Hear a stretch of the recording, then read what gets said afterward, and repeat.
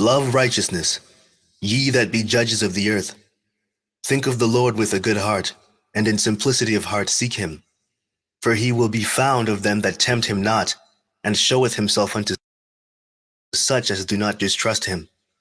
For froward thoughts separate from God, and his power, when it is tried, reproveth the unwise. For into a malicious soul wisdom shall not enter, nor dwell in the body that is subject unto sin.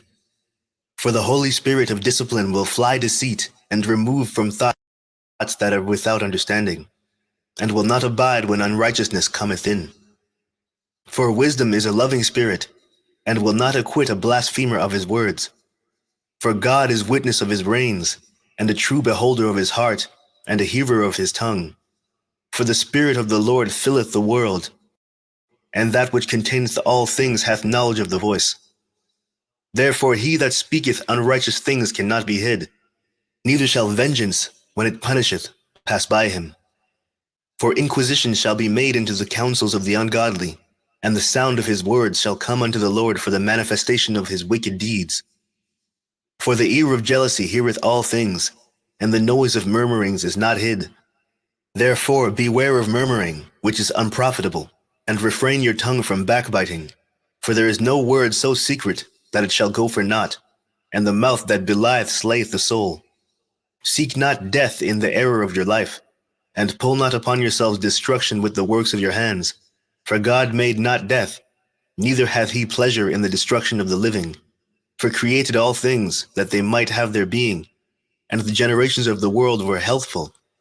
And there is no poison of destruction in them, nor the kingdom of death upon the earth. For righteousness is immortal, but ungodly men with their works and words called it to them. For when they thought to have it their friend, they consumed to naught, and made a covenant with it, because they are worthy to take part with it. Chapter 2.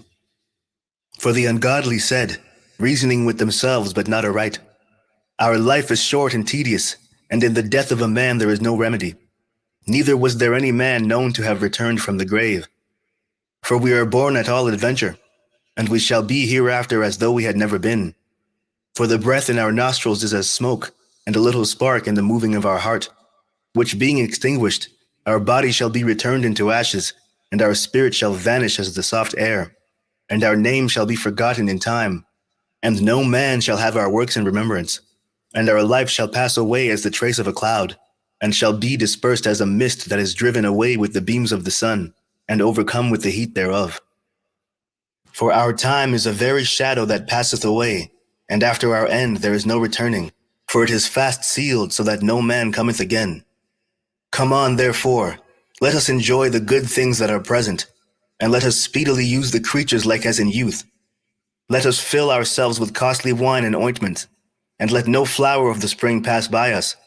Let us crown ourselves with rosebuds before they be withered.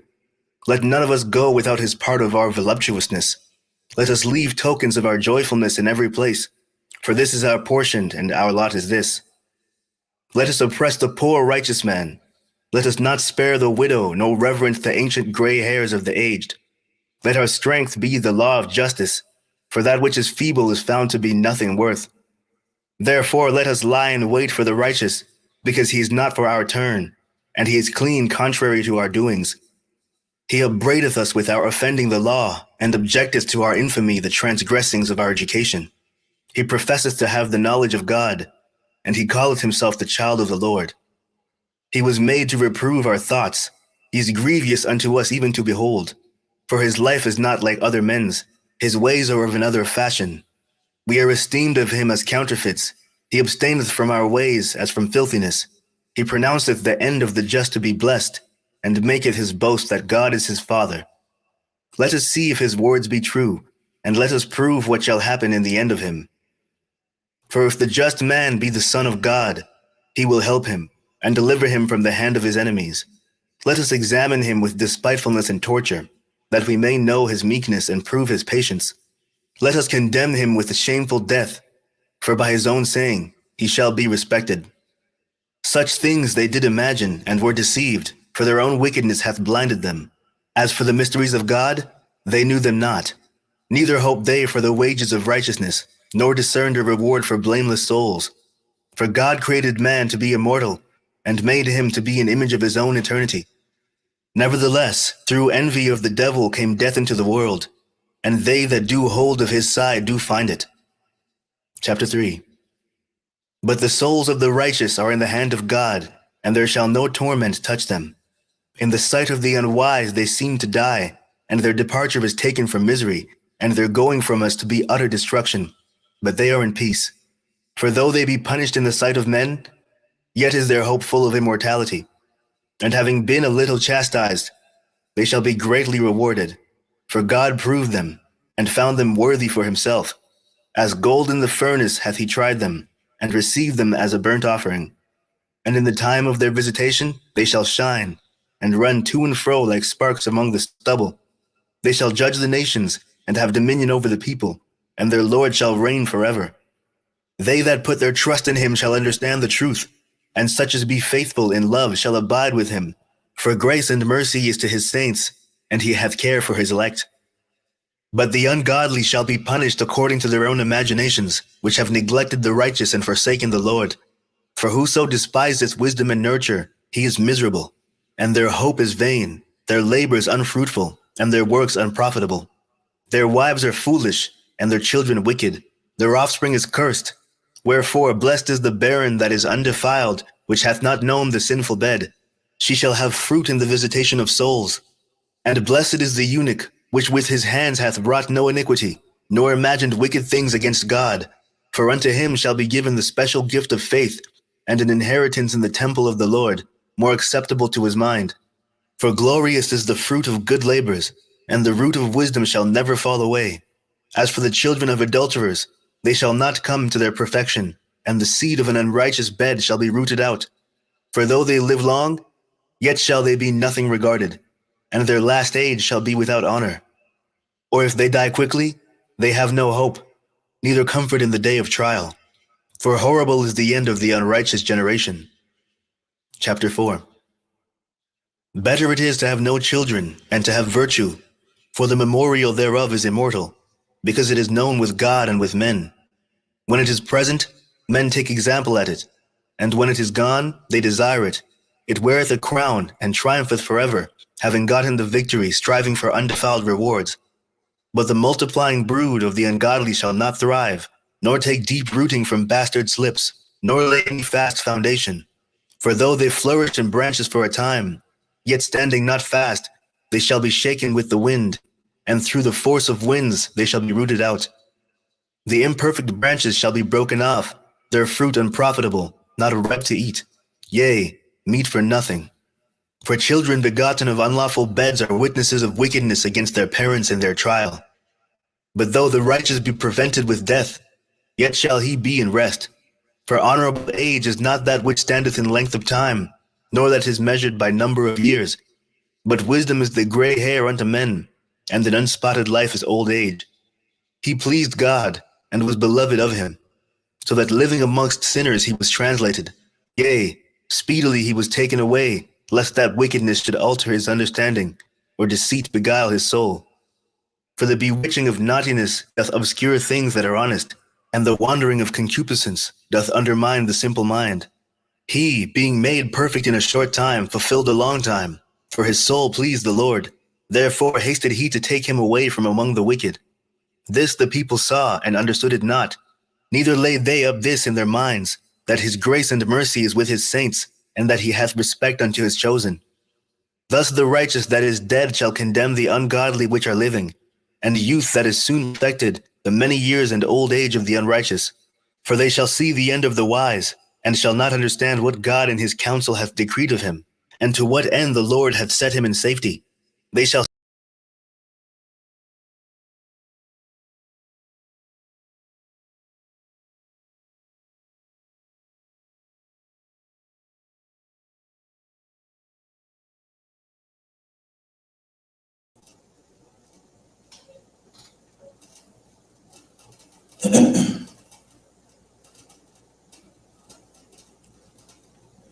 Shalom, shalom.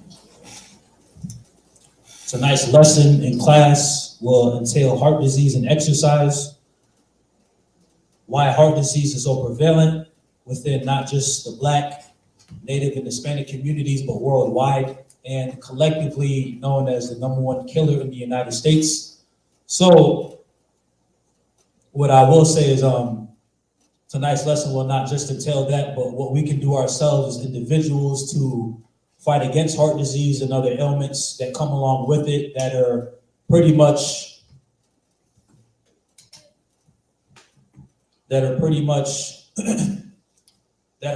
linked to heart disease, as well as the manner of how we can not just fight against it, what we can do to prevent it, and how we can elongate our lives by taking care of ourselves in a physical manner.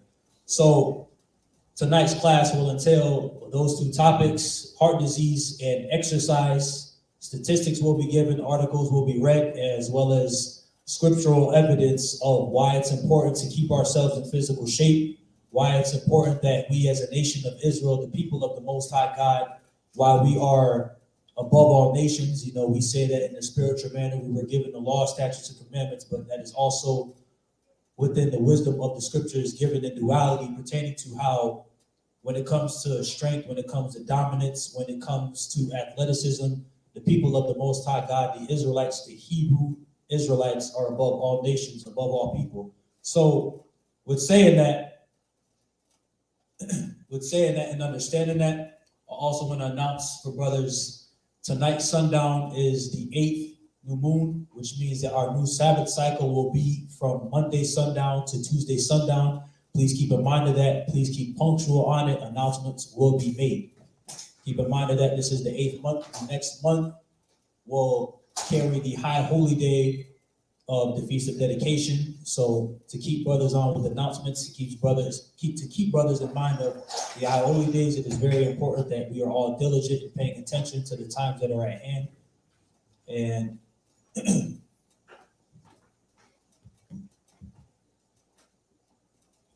with that, we will begin the lesson. So I might be upon the Makwadam.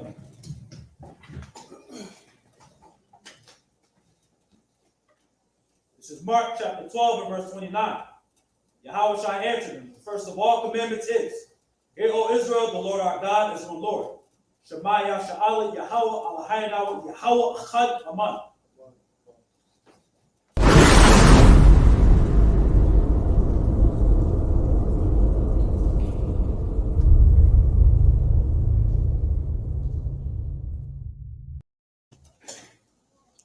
All right. So, every single one of us may know and or have family members that suffer from ailments, other kinds of diseases, so on and so forth.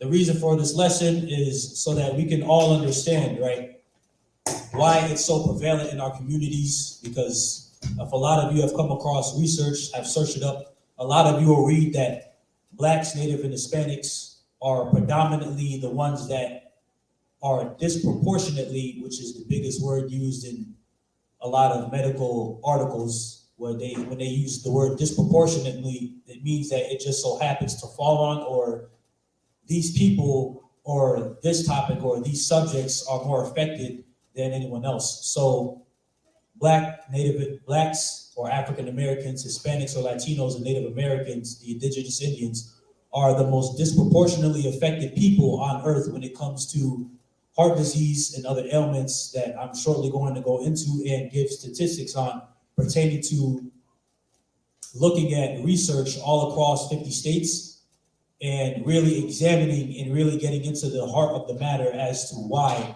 and not just that, but what it is we can do as the Lord's people to fight against it. So with saying that and understanding that, Apayak, if you could upload the first picture, Baba Koshan, and explode it for brothers.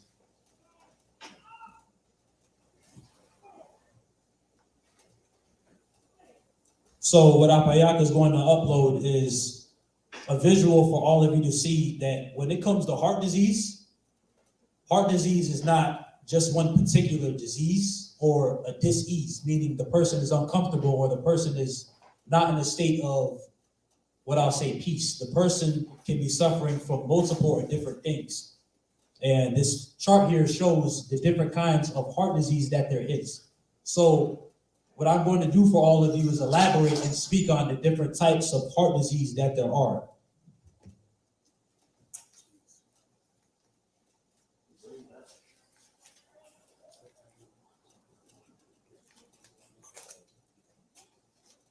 So heart disease, right? The term heart disease refers to several types of heart conditions. The common one that's most predominant in the United States being coronary heart disease, known as CHD, which can lead to a heart attack. So if all of you can look in the top left where you see coronary heart disease, I'm going to go around in the circle so that all of you can see how each one is different, but yet they all relate to how the heart can be affected by the degradation of one's cardiovascular health, and all of you can then understand the difference within each, because sometimes when people say heart failure, it can be what we see as an aneurysm, cardiac arrhythmia, they can have cardiomyopathy, pericarditis, there's all different types, and it depends on what the person's lifestyle is. If they live a sedentary lifestyle, meaning they're just complacent, they're lazy, they're necessarily not so much active, things of that nature. It just means that there's different kinds, there's smoking also included. Sometimes it can be hereditary as well. So with explaining this, I'm going to go into the circle as I explain the different types of heart disease that there are. So I'm going to start from the top left at coronary artery disease. So go ahead. I think that's as big as it can go out. So coronary heart disease, being a common heart condition, happens when major blood vessels that supply the heart, which are the coronary arteries, struggle to send enough blood, oxygen, and nutrients. Oh, Salaki. Let me restart. Coronary heart disease, being a common heart condition, happens when major blood vessels that supply the heart, which are the coronary arteries, struggle to send enough blood, oxygen, and nutrients to the heart muscle. There is usually reduced blood flow to the heart that can cause pain and shortness of breath, which are fatty deposits inside the heart. So that entails coronary heart disease.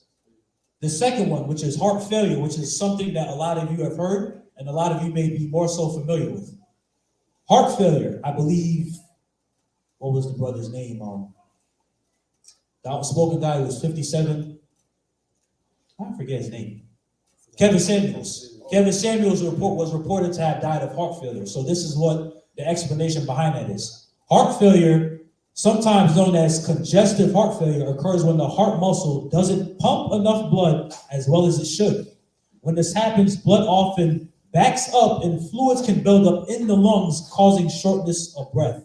This is what happens, as you guys see in the diagram here, which says a dilated ventricle, meaning blood is not being properly given or reaching the heart as it should, and therefore it causes shortness of breath because it constricts blood vessels, that are supposed to be going into the heart to give it the proper blood flow it needs to send blood back everywhere else to pump throughout the body. Number 3, which is pericarditis. To diagnose pericarditis, this is a healthcare provider will usually use a stethoscope, what they place in GANAN. Yes, this absolutely can relate to asthma. Asthma can most definitely, because it is a breathing issue, lead to heart problems, though it is more respiratory and lung related. Go ahead. And the only way to beat asthma is to do what Barak's literally about to go into, is to do cardiovascular exercises. That's the only way to beat asthma. Kawakan. So to diagnose this, a healthcare provider will use a stethoscope. Remember how if all of you have been to doctor's visits and they put those 2 buds in their ears and then they place the circular device up against your heart. That's what this is. A healthcare provider will use a stethoscope and place it on the chest to hear the heart rhythm. Pericarditis causes a specific sound called a pericardial rub. This noise occurs when 2 layers of the sac surrounding the heart, which is called the pericardium, rub against each other. It's the inflammation of the pericardium, the sac, that contains your heart. So what this is going into irregular heart rhythms that occur and happen when they're close up against each other and they should be. That's pericarditis. That's the third one on the bottom. Now I'm at the one in the middle that is known as cardiomyopathy. Cardiomyopathy is a disease of the heart that can make it harder for the heart to pump blood to the rest of the body. This condition has high chance of leading to heart failure. The muscles in the heart stiffen, they thicken, they can thin out, and even with substances that do not belong in the heart. So anything but blood can come within the heart if you have this particular heart condition. This next one, which is something a lot of you may be familiar with, is heart arrhythmia. Heart arrhythmia is an irregular heartbeat. Sometimes, if you guys have heard the phrase or the saying, my heart has skipped a beat. This is a heart condition that actually is a much more serious manner where that actually happens. So heart arrhythmia is an irregular heartbeat. Heart rhythm problems occur when the electronic signals that coordinate the heart's beats do not work properly. This faulty signaling causes it to beat, which is called the tachycardia, causes it to beat too fast or too slow and give off an irregular heartbeat entirely. It may feel as though the heart is fluttering or racing at times. So if you guys can imagine a horse's hoofs, maybe a noise similar or related to that, you can then understand that your heart is not supposed to be beating so fast in that kind of manner, in an excessive manner, maybe possibly except in the case of exercise where you're performing at a high rate, where your heartbeat maybe is above over 150 beats per minute. Now, number 6 is aneurysm in the top right. An aortic aneurysm, because it's specific, because you can't just have, there's more than one type of aneurysm, but this one particularly dealing with the heart. An aneurysm is a bulge or a swelling that occurs in the wall of the major blood vessel, called the aorta, that carries blood from the heart to the body. They can dissect or rupture. The force of blood pumping can split the layers of the artery wall, allowing blood to leak in between them. This differs from abdominal aortic aneurysms that occur along a part of the aorta that passes through the abdomen, and the thoracic aortic aneurysm that occurs along the part of the aorta that passes through the chest cavity. So with this one particularly, because this is a rare and special one, I want you to imagine that someone has a bulge within their chest, whether it be located in their heart, their abdomen, or their lungs, so on and so forth. And the irregular size that it is, depending on which organ it hits or wherever area it hits, it becomes an irregular size. And if it continues to grow and the condition gets worse, that particular organ can rupture or burst and literally leak blood to the rest of your organs, immediately causing heart failure, which leads to death. And then we have the last one, which is valve disease in the top right. Heart disease is when one or more valves in your heart does not work properly. The heart has 4 valves that keep blood flowing in the correct direction. In some cases, one or more of the valves do not open or close properly. This can cause blood flow through the heart to your body to be disrupted. When that happens, that means that you're on the line for dying.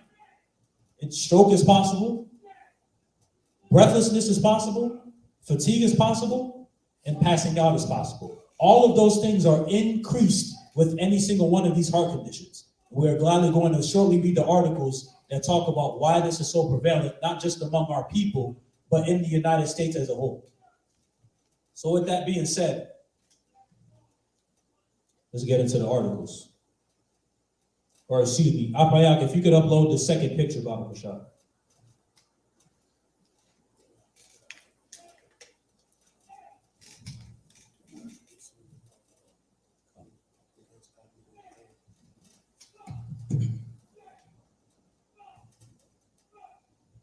So what all of you are seeing here, I'll say C19 for censorship purposes. C19 was America's 3rd leading cause of death in 2020. And it says the number of deaths for all leading causes of death in the US in 2020. So as all of you can see here, right? Heart disease is number 1. And of course, C19 exacerbated that and only made it worse.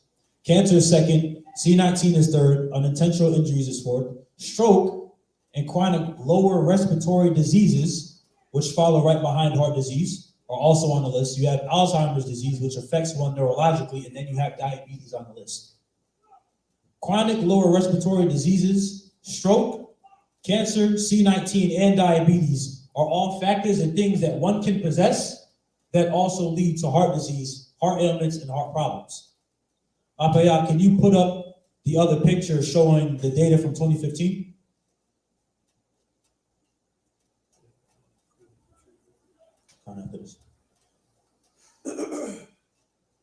There should be a second one because it also gives statistics from 5 years ago.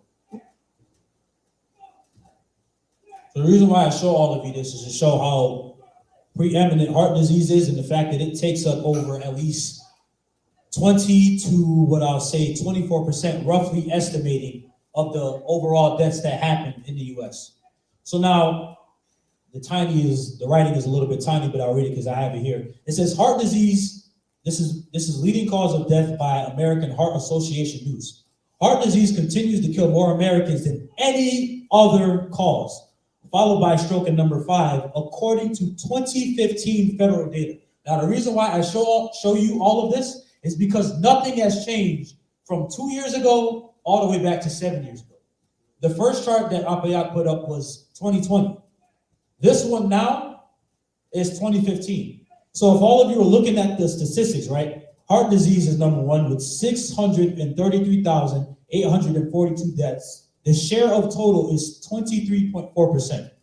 It outranks cancer, chronic lower respiratory illnesses. Of course, remember this is before C19, accidents, stroke, Alzheimer's disease, diabetes, flu, i.e. pneumonia, kidney disease, and suicide.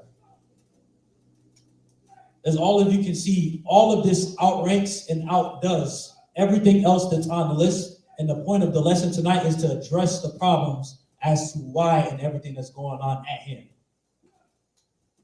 So with that being said, I have that. You can't with these ones, hold on. But yeah, let's get into the first article.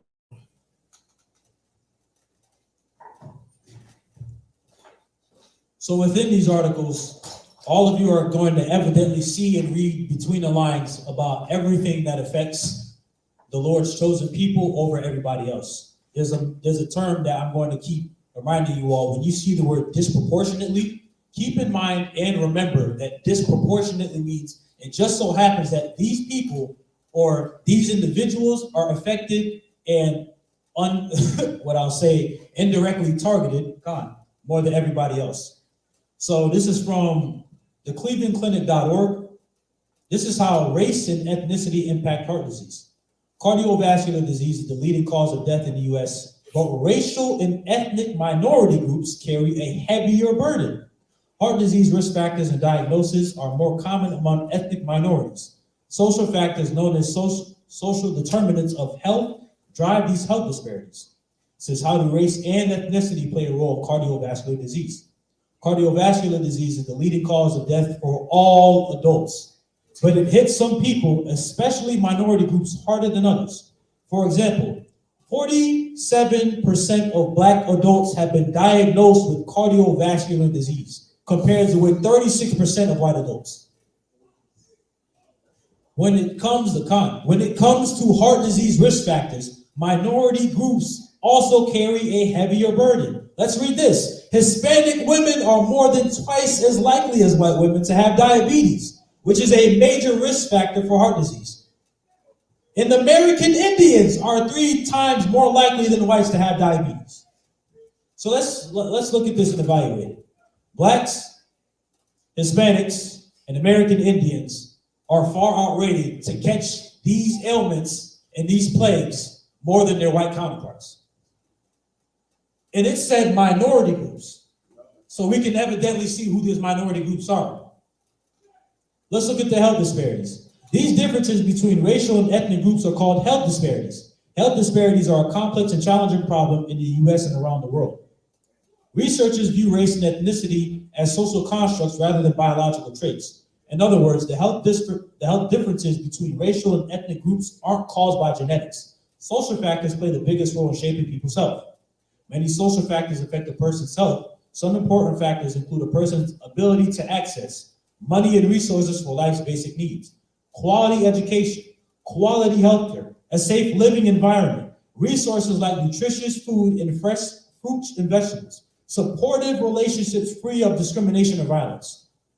Everything as the Lord's people we don't have. These factors, known as social determinants of health, connect with each other. For example, poverty might prevent someone from following a heart-healthy diet. And if that person lives in a food desert with no healthy food options, their choices are even more limited. Please pay attention to this. Social factors put Black, Hispanic, and American Indian people at a disadvantage. Let me read that again. Social factors put Black, Hispanic, and American Indian people at a disadvantage. These groups often carry a heavier economic and social burden. As a result, their health is also harmed. Other groups also face disadvantages that affect their risk for heart disease.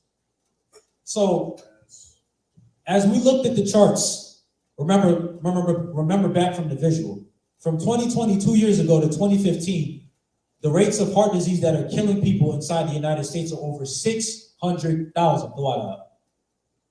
And not just that, but now all of you know who's predominantly and primarily affected by it. Social factors and economic factors, which the curses of Deuteronomy are gladly going to expound on and explain so that we can furthermore understand much more detail into everything that entails our social and our environment of everything that we are undergoing right now, currently being under the curses. Let's get the second article.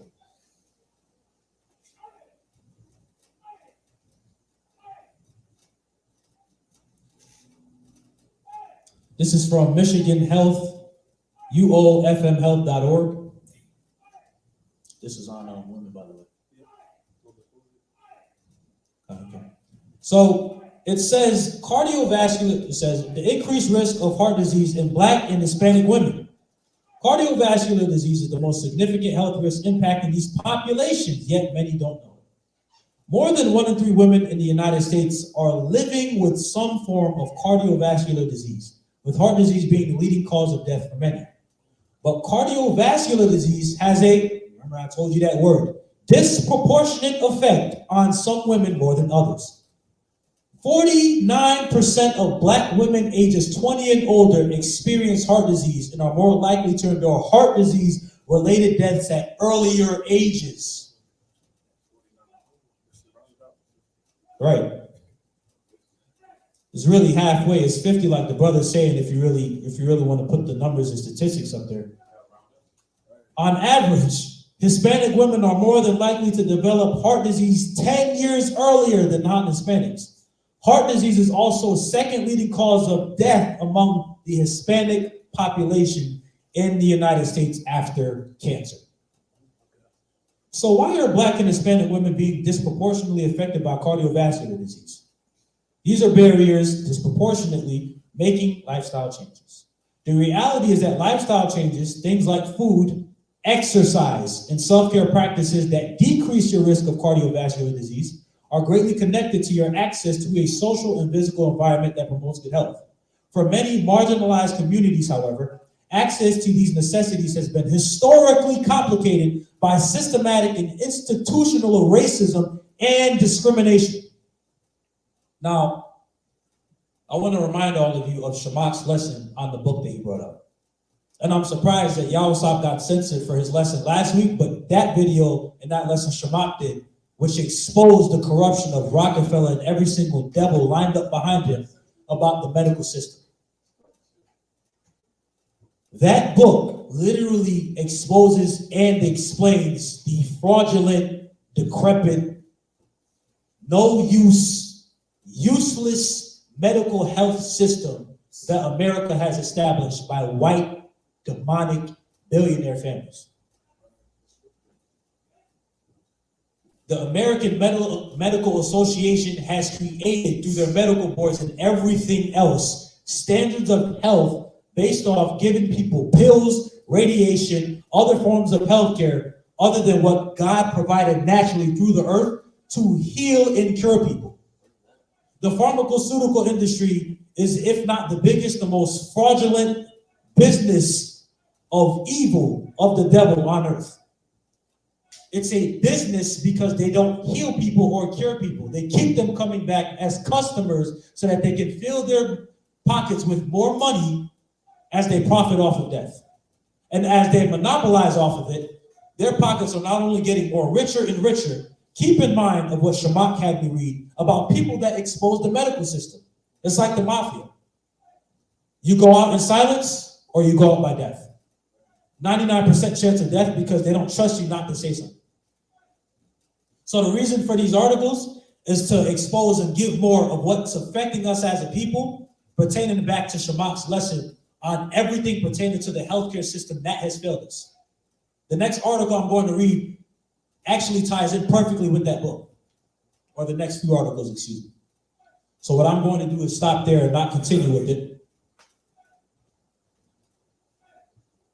And then what I'm going to do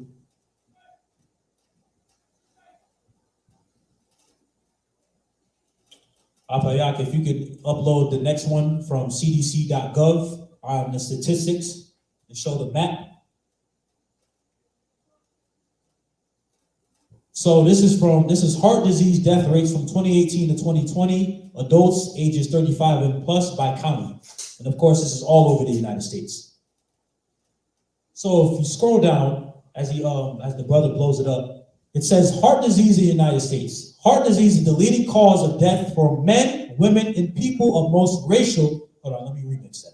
Let me rewind. Heart disease is the leading cause of death for Black and Hispanic men, women, and people of most racial and ethnic groups of the United States. One person dies every 34 seconds in the United States from cardiovascular disease. About 697,000 people in the United States died from heart disease in 2020. That's 1 in every 5 deaths. Accounted for. Heart disease cost the United States. Remember Shamak's lesson on that book because this ties in perfectly. Heart disease cost the United States about $229 billion each year from 2017 to 2018. This includes the cost of healthcare services, medicines, and lost productivity due to death. Now, I did speak on coronary heart disease. Coronary heart disease is the most common type of heart disease, killing 382,820 people in 2020. About 20.1 million adults aged 20 and older have CAD. In 2020, about 2 in 10 deaths from CAD happens in adults less than 65 years old.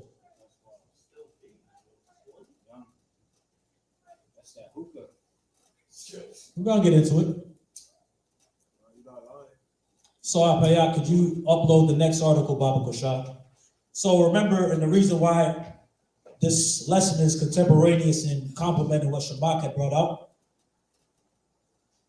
I'm going to get into, as I just expounded on things that he had brought out in the book, let me give you some underlying other sources so you can understand why you shouldn't trust in the system. Remember, if any of you research, there's a lot of us really are kind of somewhat ignorant, and that doesn't mean stupid. You're unaware of the horribles in a lot of things in slavery that were not talked about in school. It wasn't just the whip and picking cotton and him raping your wife. In the Black Jacobins that Shamak had brought out a way while back, you could read about the evils that were happening to us that the French decided to put on the Haitians in the colony. They would make the slave dig a hole if it wasn't dug by somebody else, and they would bury him up to his head, put honey all over his head and let flies eat him out. They would fill slaves with gunpowder and then light matches to their bodies and watch them explode like grenades. They would dig holes for pregnant women with their belly being able to fit in the hole and still proceed to whip and beat them. What else? That's the West Indies. That's beyond P. That's beyond rated R. But the point of why I say this is the reason why America has the health system it does today. Remember, as I'm going to keep saying, the brother Shamak brought up, The reason why they're so excellent with surgery, breaking things down, anatomy with the body, is because we were the test products. We were the experiments. The reason why they can perform a C-section in the vagina, or excuse me, a C-section on the abdomen, the reason why they can open up the vagina, they can do this, they can do that, they can splice open the penis, make a man a woman, things of that nature, vice versa. They can do all of that because we were the test experiments. They can do all of that because they experimented on us. Now they can bring the results and everything that they've conducted on us forward to the medical system. And guess what? No one gave a damn. No one was fined. No one pressed charges. And no one was ever reimbursed or paid at that. So now, with that being said, the next article, this is from consumer.healthday.com. This says, Black and Hispanic patients are less likely to get crucial care after a heart attack. This is August 2nd, 2022. This is roughly 2 to 3 months ago. It says, when they suffer a heart attack, Black and Hispanic patients in the United States receive subpar, meaning lower quality, care compared with white patients, new research reveals. The study of more than 87,000 insured heart attack patients found that Black and Hispanic people were less likely to undergo angioplasty and stenting, which are procedures commonly used to assess and treat coronary artery blockage. As providers, we must be aware of our biases and treat patients to ensure health equity for all. More work must be done regarding the persistent racial and ethnic disparities in managing heart disease, said lead researcher Dr. Terry Tertullian. She is an internal medicine resident at the University of Pittsburgh Medical Center. These disparities exist for many reasons, Tertullian said. These include, but are not limited to, institutional racism, personal biases, lack of access to care, and even fear of the medical system in the setting of prior experiences with discrimination. Social determinants such as income, education, and race are also important factors in one's overall health. But Black patients with the same incomes as white patients still receive worse care, Tertullian said. Race is a social construct and has been shown to be associated with coronary intervention independent of socioeconomic status. So furthermore, it says the study looked at data on people who had a heart attack between 2017 and 2019. Their average age was 74. Insured Asian, Black, and Hispanic and white patients were included. The researchers found that Black patients were 7% less likely to undergo coronary angiography,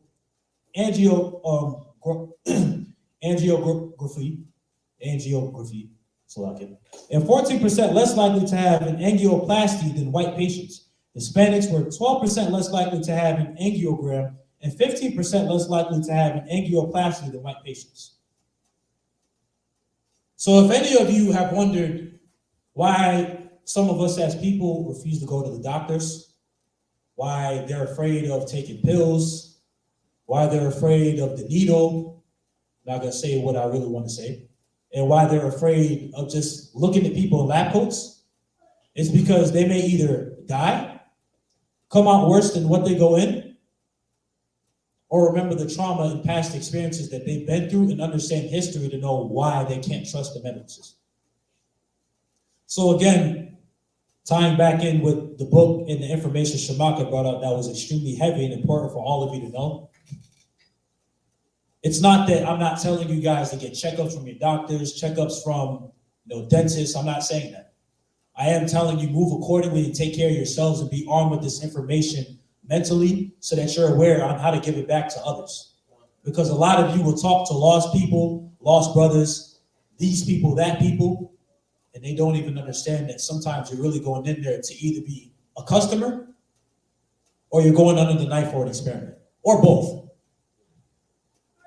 It's funny because my father had a book on baking soda, and if any of you didn't know this, in the medical room or an emergency room, when someone's getting chemotherapy for cancer, they keep baking soda inside the room, sometimes with magnesium. because magnesium, the brand being called the most famous one, is a natural anti-anxiety medicine. Baking soda is known to fight, ward off, and kill cancer cells, i.e. radiation, and also alkalize the body. What doctors don't tell anybody, and nobody that's aware of chemotherapy and how devastating it is to your health, chemotherapy only does so much because it's temporary. The radiation that's poisoning your body and killing you is destroying your immune system, making your hair fall out, and killing your organs all in one. What doctors don't tell their patients is that the baking soda that's literally lying there inside the medical room can actually cure them and heal them and starve and stave away cancer cells. Cancer cannot live in an alkaline environment. Cancer is the most curable disease on earth. None of you will ever know that. Nor will the common person know that because of the lack of information and the lack of research, the lack of studying that's going on with us as a people today. So when we go into Hosea 4:6 and we say, my people are destroyed for a lack of knowledge, the disobedience of the children of Israel has allowed us to lose knowledge of the most simplest things that the Lord gave us knowledge on how to simply elongate our lives. So the reason why I'm going into this, the reason for the statistics, the reason for these articles is to show and give all of you and arm you with knowledge on how prevalent this number one thing is that the Lord has emphasized so much in the scriptures of, but yet this information and this research here is showing you how prevalent it is among our people. And then this last article saying we are treated less and more so with less equity of healthcare compared to anybody else. So now what we're going to do. Everything I brought out is hold on, one more. Let's get the last article before we get into these scriptures.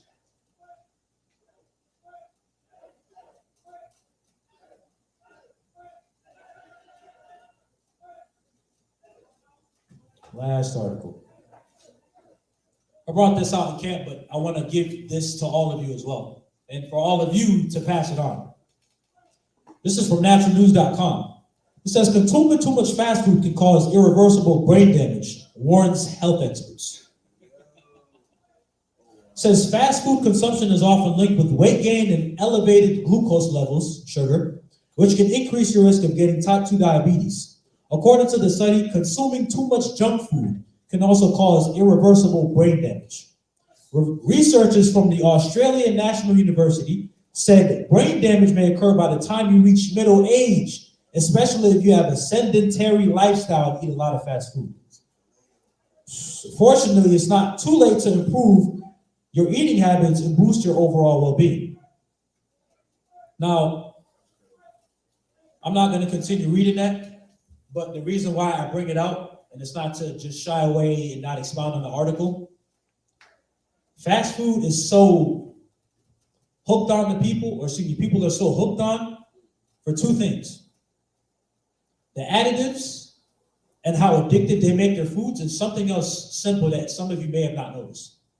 McDonald's is the number one fast food chain on earth. But do any of you know why? Because the toys that they give. That's the answer. Why you saying no? That's the answer. No, that's a reason why, but it's not the top one. Oh, all right. I know that for a fact. I used to work. There's that too. They do know how to market.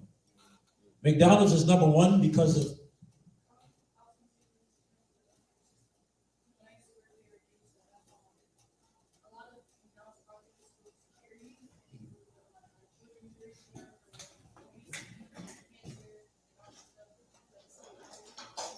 So the sister explained charities, of course, that fraudulently talk about obesity and other health ailments, things of that nature.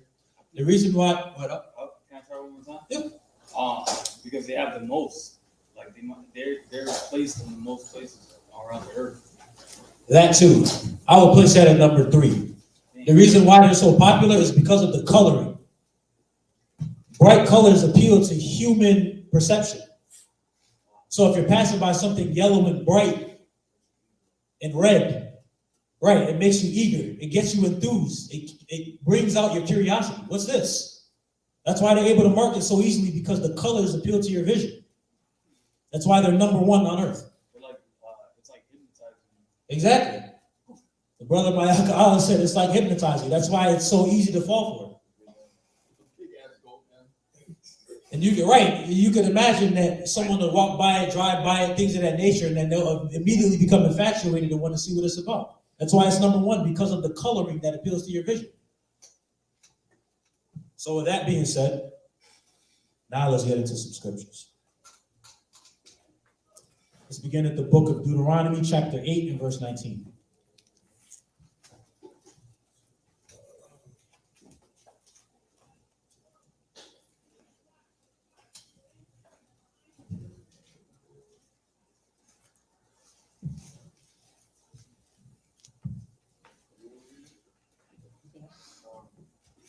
This is the book of Deuteronomy, chapter 8, verse 19.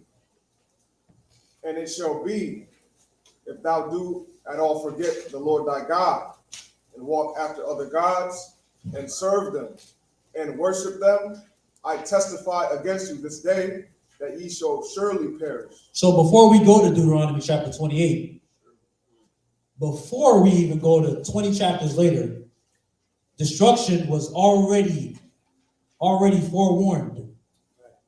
Forewarned if we would go astray and do these things. Read the next verse out. Verse 20. As the nations which the Lord destroyeth before your face, so shall ye perish, because ye would not be obedient unto the voice of the Lord your God. Now, Samuel says that obedience is better than sacrifice, and hearkening unto the Lord than the fat of rams. The reason why he said that is because in order to even do anything pertaining to the Lord's righteousness and everything you would want us to do is for you to give ear and listen in the first place. So the reason why we are in this estate that we are in before we even get to Deuteronomy 28 is because Moses said out of his own mouth, I testify you this day you shall surely perish. I'm going to break down some of these terms because we read them, but let's get into how in-depth they are pertaining to the particular scriptures at hand. So now let's go to Deuteronomy chapter 30 and verse 15.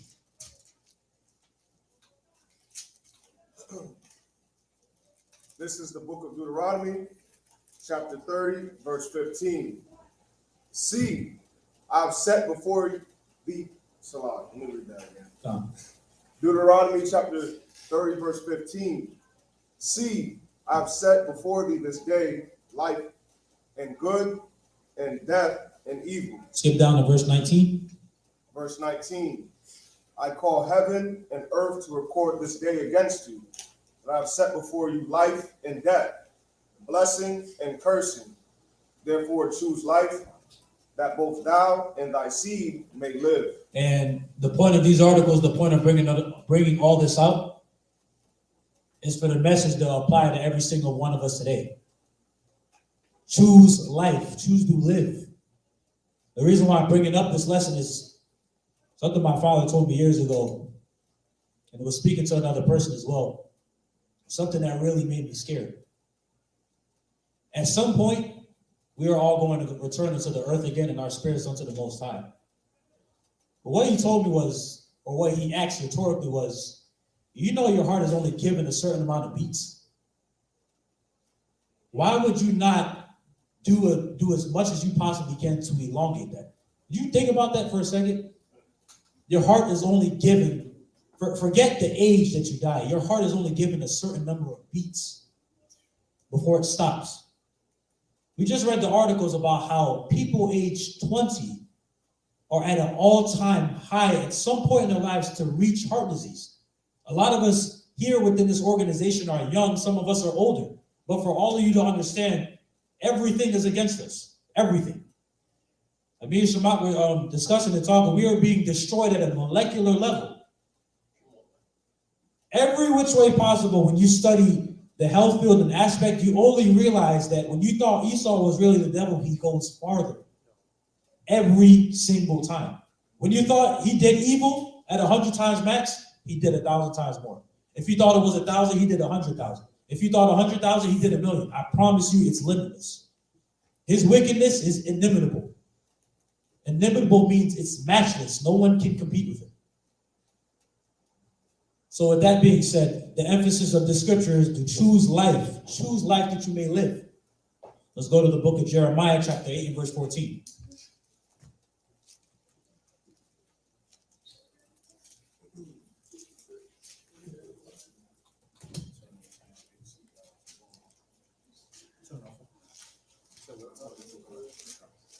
Jeremiah 8 and 14. Book of Jeremiah, chapter 8, verse 14. Why do we sit still? Assemble yourselves, and let us enter into the defense cities, and let us be silent there. For the Lord our God hath put us to silence, and given us water of God to drink, because we have sinned against the Lord. You given poison to drink. Are any of you aware of the water situation in Jackson, Mississippi?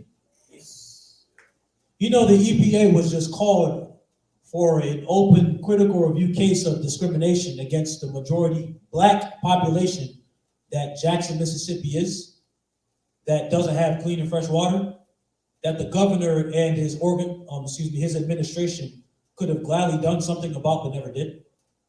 If any of you see videos, people were literally turning on their water faucets and brown water was coming out. Guess who did a damn thing about it? Nobody. Read verse 15. Verse 15. We looked for peace, but no good came. And for a time of health, and behold, trouble. A time of health. Didn't we just read that Black and Hispanics are less likely to receive the health care that they need? Now, this is something else. My rib, because she works in the hospital, I was unaware of this, so I was told. I didn't know that doctors receive pay into their insurance for malnutrition practices, which means if they mess up or screw up any kind of way and did something wrong and it affected the person's life or it killed them, their insurance covers them in court if they get sued or get taken to court by powerful lawyers that protect them against ever getting in trouble. If you knew that what you weren't doing is right, or if you knew that you had the power to heal people, you wouldn't be putting money away to ensure that in case anything ever went wrong, you're then covered when you're getting exposed and you're getting sued for it. Do you get the wickedness of the system? That's why I'm tying in what Shamak had brought out with this lesson with what I'm bringing out now. It's the same thing. They're protected. So that way you can't say nothing against them. Now, let's get into the curses. Let's go to the book of Deuteronomy, chapter 28, and verse 21. Let's scripturally expound on what entails our health and what would happen in these present days and times that we're living in pertaining to the estate of the children of Israel. Book of Deuteronomy, chapter 28, verse 21. Before he reads this, a lot of us are aware of verse 64, wood and stone, 68 slave ships, 54 to 56, I evil against your brother. The woman shall leave the house, the man shall leave the house, they shall both be evil against their children, they shall lead them. We emphasize on that, but let's not collectively do so as if there aren't other curses that we're still suffering from as God's people. If I could just say one thing. Go ahead, up. Like, these classes are really imperative, when it comes to one's health, because if we have a surviving chance of even just living, it's mandatory for you to exercise and try to eat the best way you can. Absolutely. Yeah. The captain just emphasized how imperative your health is, and that's the reason for these classes, because as we're studying and we want to get back onto brothers, I'll be honest, a lot of Israelites don't really feel the need to see that exercising, diet, and working out is part of our life as the Lord's people. in Judges chapter 3 and verse 1, it's a commandment that we know the war. You know we can't go to war with pot bellies and being couch potatoes, right? Yeah.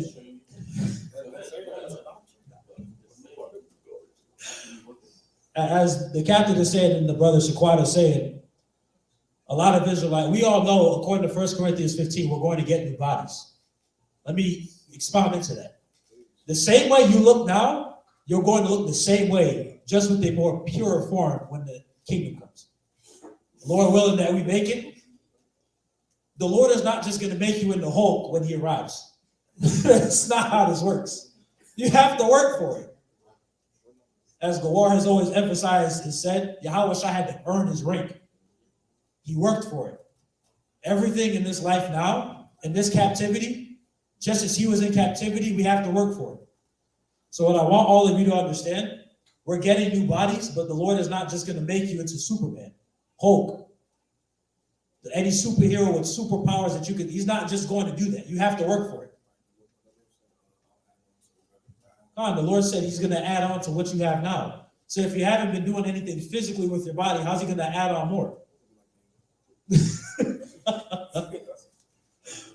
So pertaining to physical health and physicality, which we're shortly going to get into after expounding on everything with the scriptures, we're going to get into health. So let's get into Deuteronomy chapter 28 and verse 21.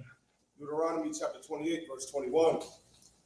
The Lord shall make the pestilence cleave unto thee, until he have consumed thee from off the land, whither thou goest to possess it. So, what I want all of you to understand, the word perish means to die, to be killed, to pass away, to be lost, to decay, and to come to destruction. A pestilence is any infectious or contagious disease, a fatal epidemic, and an epidemic is common to or affecting a whole people, a plague or an unwholesome atmosphere. Well, if a pestilence is an infectious or contagious disease, not that you could spread heart disease, we just read who is prevalent amongst, and we just read the epidemic that of who the particular groups of people that heart disease is affecting. Go ahead up. Verse 22. The Lord shall smite thee with a consumption, and with a fever, and with inflammation, and with an extreme burning, and with the sword, and with blasting, and with mildew, and they shall pursue thee until thou perish. Now, let me go into some of these. The word consumption from H7829 is shakapath, which means consumption is a wasting disease, and a wasting disease of the lungs. Heart disease wastes away your heart and the rest of your organs because you're not receiving proper blood flow to the rest of the body. Arteries carry blood away from the heart, veins carry blood to the heart. If you don't have proper blood flow, you're literally being wasted away. It says fever, which is a high temperature rate within the body, is a burning ache. The Lord will increase that. Inflammation, Lord in Christ. From H1816, dalakwa, from the word dalak, which means to hotly pursue, to kindle and to flame. Inflammation is a physical condition in which part of the body becomes reddened, hot, swollen, and painful. All the things that entail heart disease, as we just went over within the first part of the lesson, with the diagram. And then extreme burning goes into high blood pressure. From chronic stress, a #1 silent killer among Black and Hispanic peoples.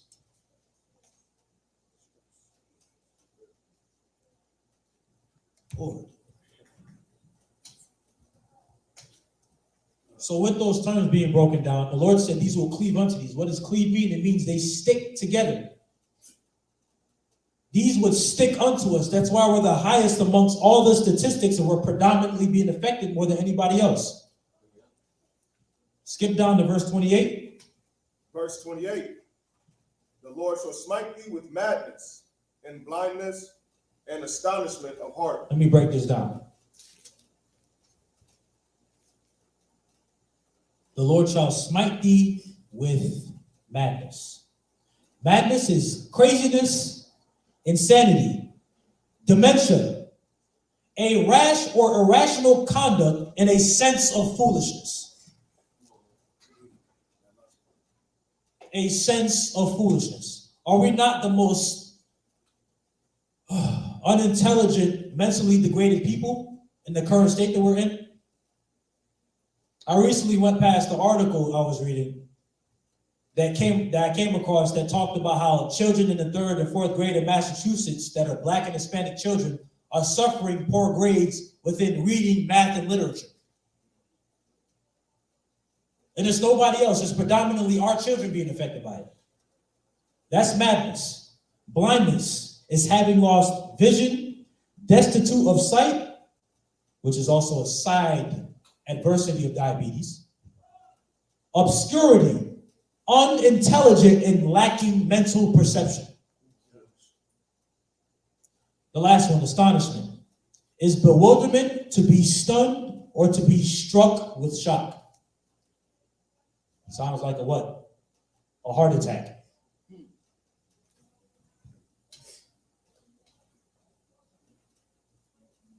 Skip down to verse 48.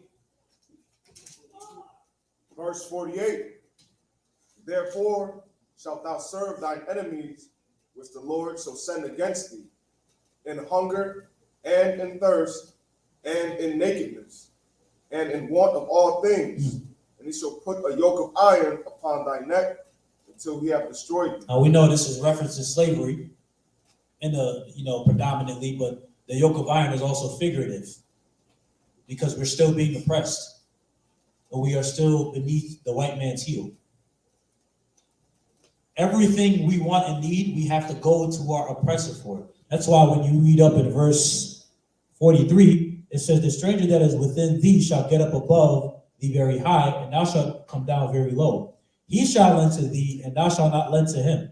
He shall be the head, and thou shalt be the tail. This is why we're the biggest buyers and consumers, not the biggest lenders and those that give. Because we're subjected, and we're the subjects, and we're being subjected. Skip down to verse 59. Verse 59. Then the Lord will make thy plagues wonderful, and the plagues of thy seed, even great plagues, and of long continuance. I showed the chart from 2015 to 2020, nothing has changed. We're still at the top of being disproportionately affected by all these ailments and diseases. Go ahead. And sore sicknesses, and of long continuance. Long continuance. That's why the articles were saying and explaining Hispanic women can get heart disease 10 years younger than white counterparts. I need you to understand, it said 10 years younger than their white counterparts. Black people are 50% more likely to get heart disease than their white counterparts. You know why they always compare it? Because we're going to be the tail and they're going to be the head.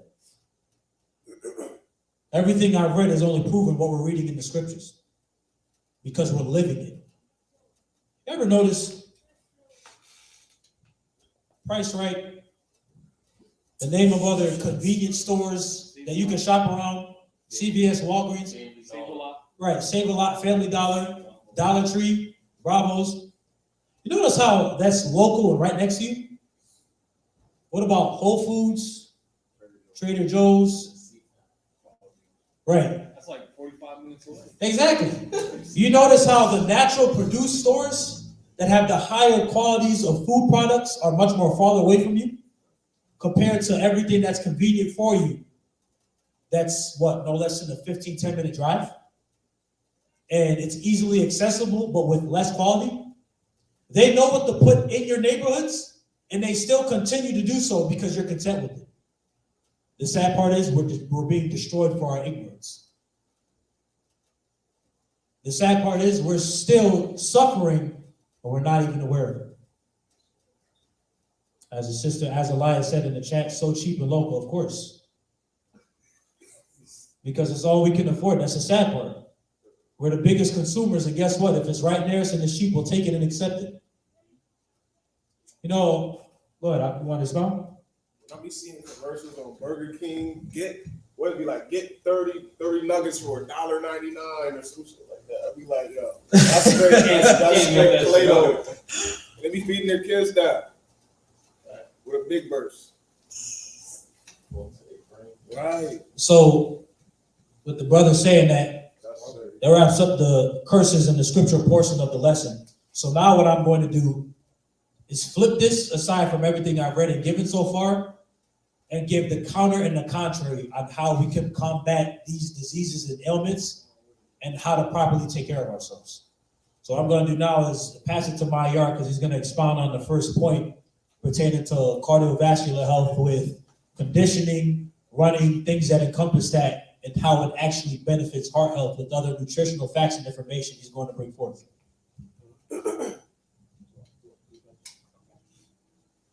And to quickly expound on what Barak brought out concerning the heart diseases in our diets, you got to understand the so-called Black and Hispanics. Damn. Yeah, thank you, Luis. You got to understand the diets that we carry in this modern day vernacular. When you're looking at the households between the so-called Blacks and Hispanics, the main diets that we eat is pork chops, lobsters, shrimp, crabs, you name it. For snacks, we eat Takis, hot Cheetos, Doritos, Brisk, this, that. These are the diets that we have. And what I've learned and observed, the first thing in the morning that, you know, us as a people, when we wake up to, we don't even drink a bottle of water. We go straight to the blunt, or we go straight to the bottle, or we just mix the bottle with a drink, and then that's our day. And then we just buy some fast food, and we call that a whole day. And you wonder why we're built anorexic, we're skinny, or we're obese. But when you're looking at the households of the Black, Hispanic, and Native Americans, we are the people that are the most obese people on this planet. In America, I should say, in America, leading off with the so-called Black woman, and then following after the Hispanic and then the Black man. But what we teach in here is that you should have a cardiovascular or a form of training exercise based in this camp.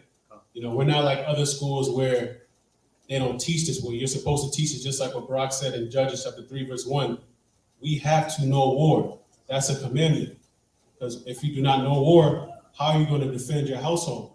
Matter of fact, Barak, give me that precept in Proverbs concerning the labored man saw a seed in the lion. Quick precept. Go ahead. This is just a result of what Barak is saying. I said Barak. Dang. This is First Maccabees. Actually, I have two precepts. First Maccabees chapter 2. So I get straight to it. Verse 45. It says, "Then Mattathias and his friends went round about and pulled down the altars." So this time, you know, what was going on, this is the time of the Maccabees when, you know, Antiochus and all these oppressors and our enemies was against us, doing crazy things. And Mattathias, the spirit is on Mattathias to, you know, go around and basically go to war.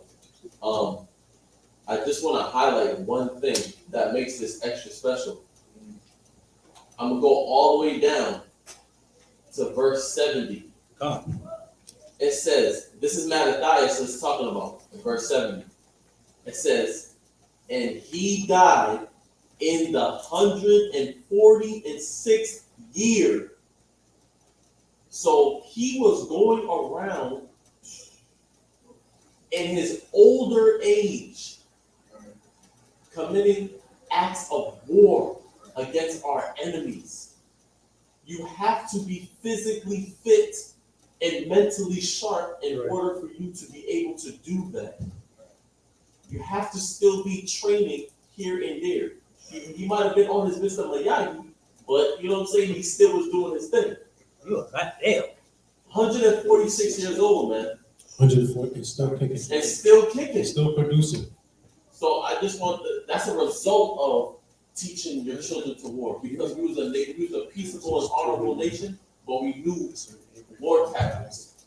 So I just wanted to bring that out because he was 146. That's crazy. to add on to what you're saying, our forefather Abraham, what age did he bore Isaac in? 100 years old. And when you're looking at the households that we're living in now, a lot of men that's in their 20s can't even get their, excuse my language, can't even get their rods up or even produce semen because of the diets that they carry. Can't even have kids. Shooting crazy blanks. Shooting blanks. This is Genesis chapter 21 and verse 2. For Sarah conceived and bare Abraham a son in his old age. It is what? In his old age. Right. He got him in his old age, which shows you that we are still producing semen as men. You're supposed to be still kicking it if you still want to, still kicking it around the age of 60 to 70, because we know that the Lord has deteriorated our lifestyle, through the decisions that we made throughout this life. But at that age, you're supposed to be still producing at that age, not drinking, Red Bull. Red Bull is an example of how Kevin Samuels died. So when you're drinking Red Bull constantly, you're killing off your semen. But let's get into these numbers. Now I'm gonna bring out these ones first, and then we send it to Apiat. Apiat, hold on standby the what is cardiovascular exercise. Hold on standby on that one. And then I'm gonna just, before I go into it, this is one of the first ones that I jotted down in my notes. It says prevent cognitive decline.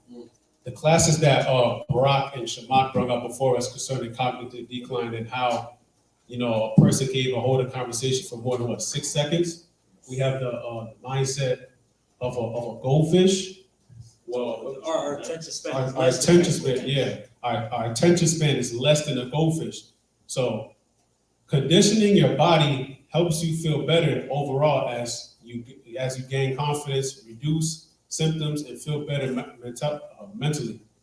According to a 2019 study, strength may boost your natural or mental functions and prevent cognitive decline. And this is a study behind it right here.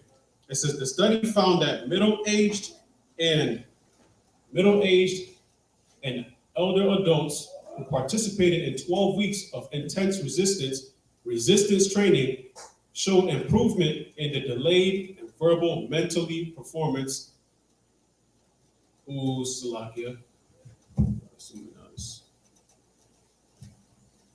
When compared to the control group who didn't exercise. So it's comparing the two parties and groups who had a exercise backgrounds for 12 weeks. When you're looking at exercising, you're exercising also your brain. So at the same time, when you're looking in 2022, the modern day technology that we use today is these telephones or video games or social media, and kids indulge in that more than in exercise. So nowadays, kids cannot even hold a conversation because of the lifestyle that they're choosing.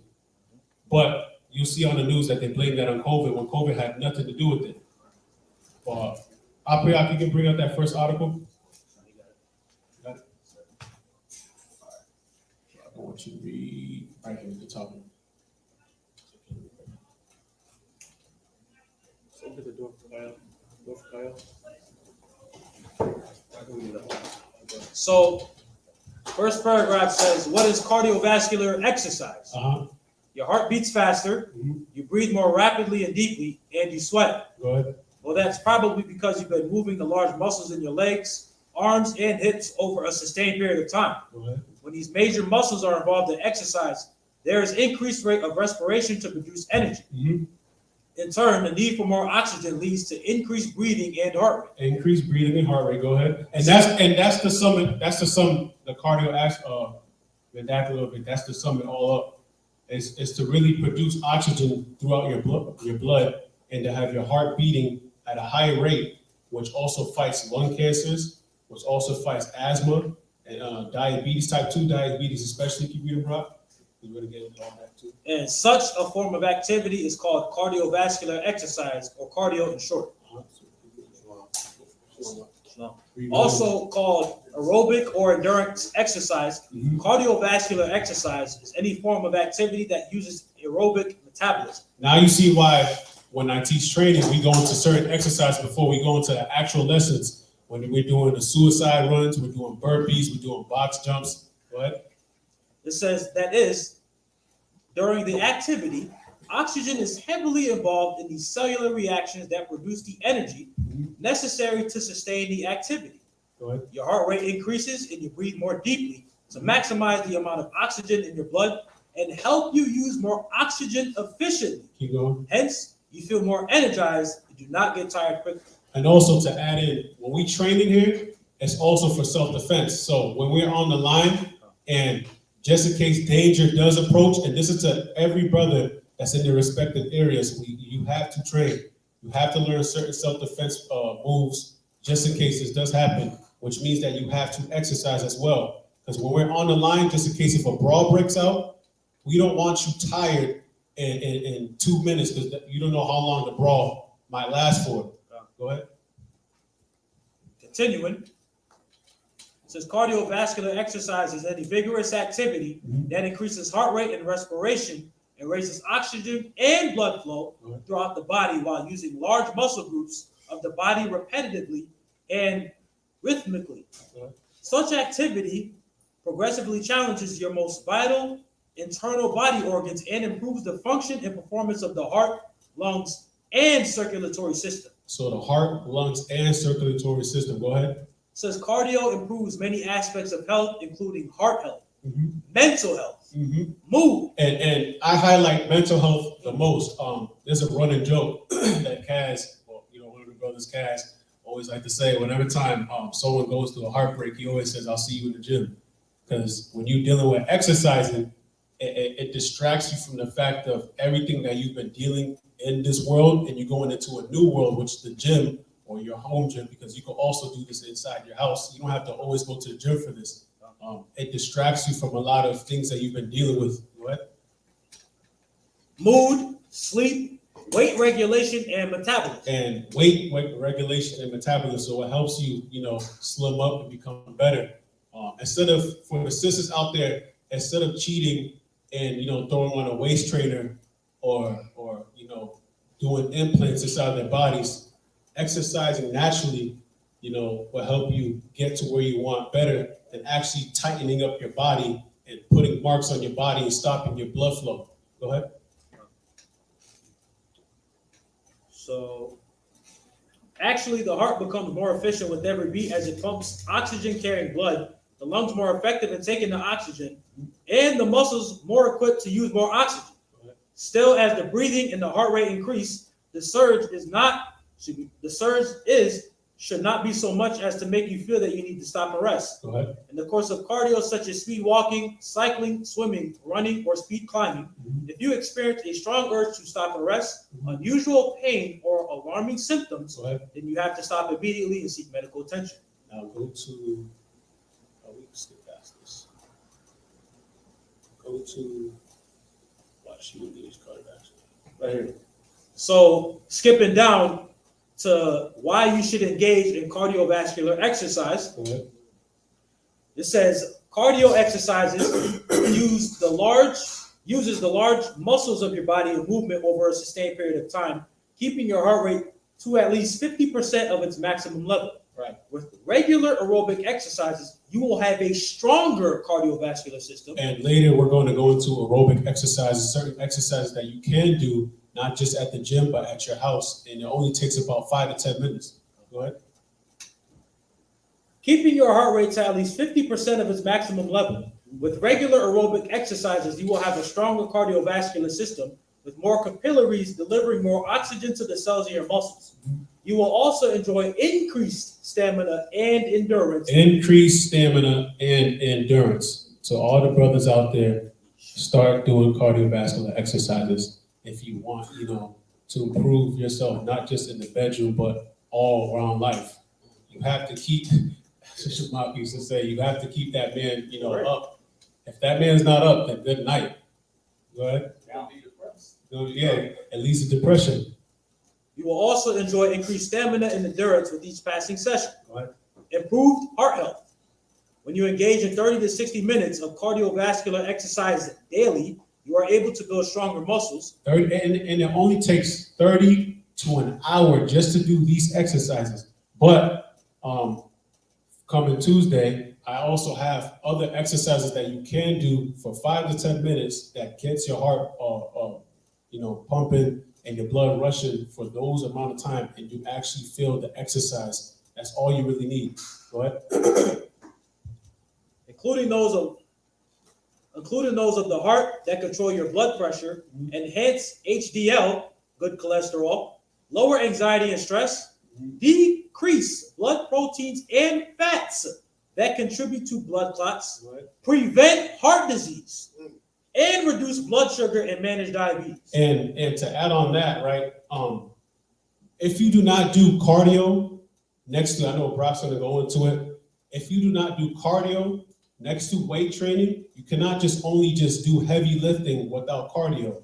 Because if you just only do heavy lifting, what you're doing is that you're clogging your heart and you're clogging your pores or your bloodstream inside your heart to where you can catch a heart attack. That's what this is also going into. So you have to have cardio with weight training. You can't have one over the other. Go ahead. Increased metabolic rate. Oh wait, no. Salakia. Enhanced brain health. Enhanced brain health. Go ahead. By engaging in cardio regularly, the regions of the brain that control memory and thinking skills grow in volume or size. Go ahead. Frequent cardiovascular activity also reduces the rate of shrinking of brain size in older people, improving their cognitive function. Go ahead. But cardio can also help you achieve a good night's sleep, which is necessary for your mental health. Go ahead. All types of cardio increase metabolism through the production of fibroblast growth factor 21 hormone, which increases the body's metabolism, suppresses appetite, and causes more calories to be burned. Go ahead. Weight regulation. By increasing the heart rate into the target heart rate zone, which is the zone where the upper body burns most calories, cardio helps to burn excess calories and control weight. Exercises such as walking, swimming, running, and jogging burn excess calories over time, while moderate to high intensity cardio burn. Not to cut that off, but the funny thing is, we don't even see our own people doing that. The only people we see doing those exercises is the Edomites. It's Esau. Early in the morning. If you see them walking outside with their hands behind their back and walking up straight, first and foremost, they're fixing their posture, right? And they're also walking in the morning, which is a morning exercise in itself, which boosts your cardiovascular health. It fights depression. Nobody else does that but the Edomites and the Moabites, with the so-called white man and the Chinese man. Those are the only people that do that, but we don't do that as a people. I want to interject real quick. It was pouring raining earlier, and the Edomite was literally in shorts and the short sleeve shirt, still jogging. Yeah. With their dogs, right? Bro, I'm not. And they walk with their dogs. They got it though. So you're gonna That's my point. They walk with their dogs purposely to keep that pace. Right. Dogs have 4 legs. We like pushing them. They're like walking with their dog at the same pace. Weird shit. That's just weird. All right. So examples of cardio exercises that are highly effective in cutting weight include jumping rope, running stairs. And if y'all remember the jump rope class that Yeshai brought out, go ahead. Walking and running stairs, what we do in training when it's sunny outside. I know y'all hate doing that. So it's a lot. Walking, rowing, cycling, and high intensity interval training. Yeah, we couldn't even keep up. We couldn't even keep up with that cycling. Yeah, y'all, come on. Improved mood and energy. Cardiovascular exercises triggers increased secretion of endorphins, which are neurochemicals that cause a feeling of euphoria, which is happiness. Cardio also causes increased production of mood-boosting hormones such as dopamine, serotonin, and norepinephrine. With improved mood, you feel more energized and ready to complete your routine activities. But the increased release of hormones also reduces stress, boosts stamina, increases energy. Now, the reason why I said Ganan, the reason why I said the 5 to 10 minutes is because we're in captivity, and a lot of us be working 9 to 5 jobs and finding excuses not to, work out at your house or go to the gym or do something for 30 minutes, which is not going to kill you. So I'm gonna compile an exercise that is literally, it takes you 5 to 10 or 10 minutes, I'll say.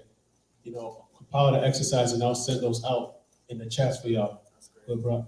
Yeah, but that you just, by you doing that, it leaves no excuse. Come on. 10 minutes every single, I don't care 10 how busy minutes. you got, or you are throughout the week.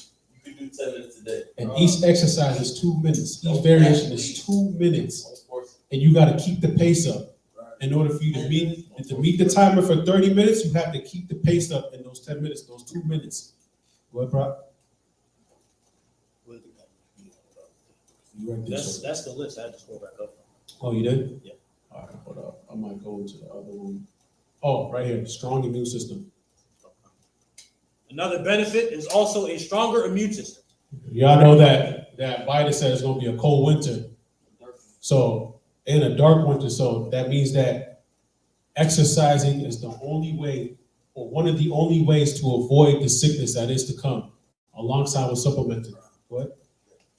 Stronger immune system. Mhm. Regular exercise increases the release of antibodies and white blood cells, Right. which improves your body's ability to fight infections.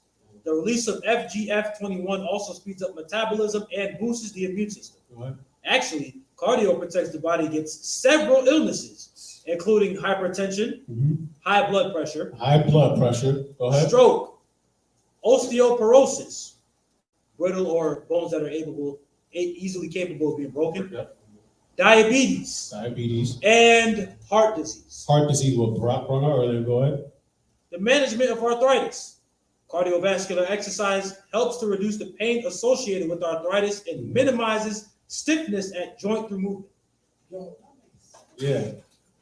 You wanted to ask something, Mark? No.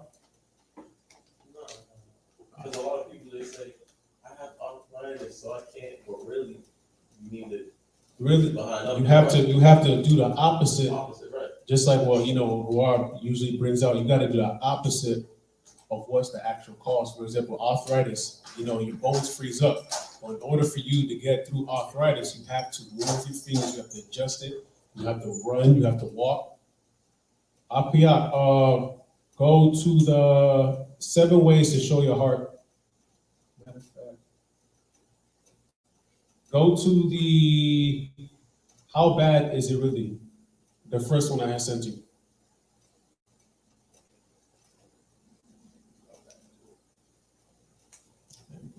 Real quick, Go ahead. it's like all it takes to see like the routine of a person is to take away electricity. That's a fact. Take away electricity, and people start bugging out. Oh, my phone, with Instagram. I'm gonna bring out a quick statistic. It's not long. Yeah, Go ahead. It says TV might be the most popular American pastime.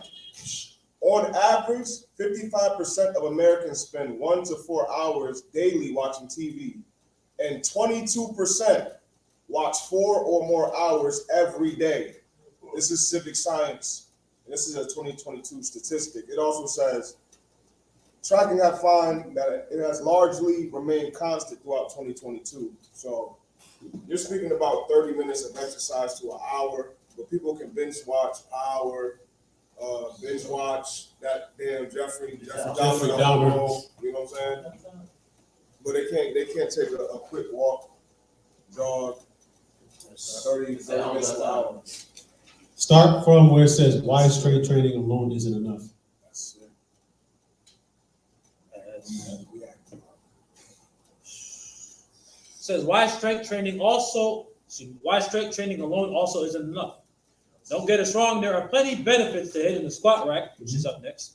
Often in strength training should definitely be included in your workout routine, but avoiding aerobic exercise entirely can negatively affect your body no matter your goals. Case in point, an August 2012 study in BMC Public Health tested the effects of 12 weeks of resistance, aerobic, or a combo of both in people with overweight and obesity. Go ahead. The goal was to determine the type of exercise that had the most cardiovascular benefits. Researchers found that doing the combination of cardio and strength training provided the greatest benefits for weight loss and cardiorespiratory fitness compared with aerobic or resistance training alone. So you can't have one over the other. You have to have both of them. Go ahead. Plus, focusing solely on strength training can put you at risk for overuse of injuries, especially if you're working the same muscle groups and joints every day. Go ahead. When you don't allow your muscles to properly recover, you actually inhibit them from repairing so that they can grow bigger and stronger. By mixing up your workouts with low-intensity cardio, you can give your muscles a break and build your cardiovascular endurance. Let me stop there, and then we'll bring out.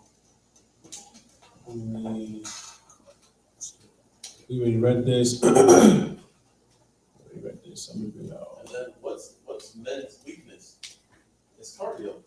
Cardio. And you know, if you tell yo, let's go hit the gym, let's lift these weights. Yo, you know. Brothers is gonna be in the gym lifting. But you tell a brother, let's go run 4 miles. They're gonna be like, let's go hit the stairs. But you know it's funny when you're done, you know. When you hit that you know that 1 rep max, you feel great, you know. But really, when you're done with a hard, intense cardio workout, you like woo, like it makes you feel good. You know what I'm saying? Sometimes you feel better than lifting weights. Barak, start where it says it helps stabilize your blood sugar levels, and then read those bottom 3, and I'll go to one last one. It says it helps to stabilize your blood sugar levels. Because the first 2 we already went over. They're just going to reiterate it. Go ahead, Barak.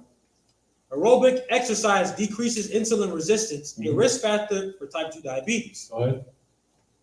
So insulin is the hormone that breaks down glucose for energy. Insulin resistance happens when your body rejects insulin, making the hormone less effective at getting glucose into your body's cells for energy, according to the American Diabetes Association. Right. When your muscles contract during exercise, your cells are able to use glucose for energy, whether insulin is available or not, thus lowering your blood sugar levels. Go ahead. You don't need to run for hours on the treadmill either. Doing as little as 30 minutes of moderate intensity cardio exercise for 3 to 5 days per week is associated with improved insulin sensitivity and glycemic control, according to a March 2017 study in BMJ Open Sport and Exercise Medicine. Keeping your blood sugar level stabilized is important because it can help prevent or delay health problems like heart disease, kidney disease, and vision loss, according to the CDC. Having stable blood sugar levels also allows you to maintain a healthy weight and curb cravings for refined foods, per the Cleveland Clinic. That's true. That's true. We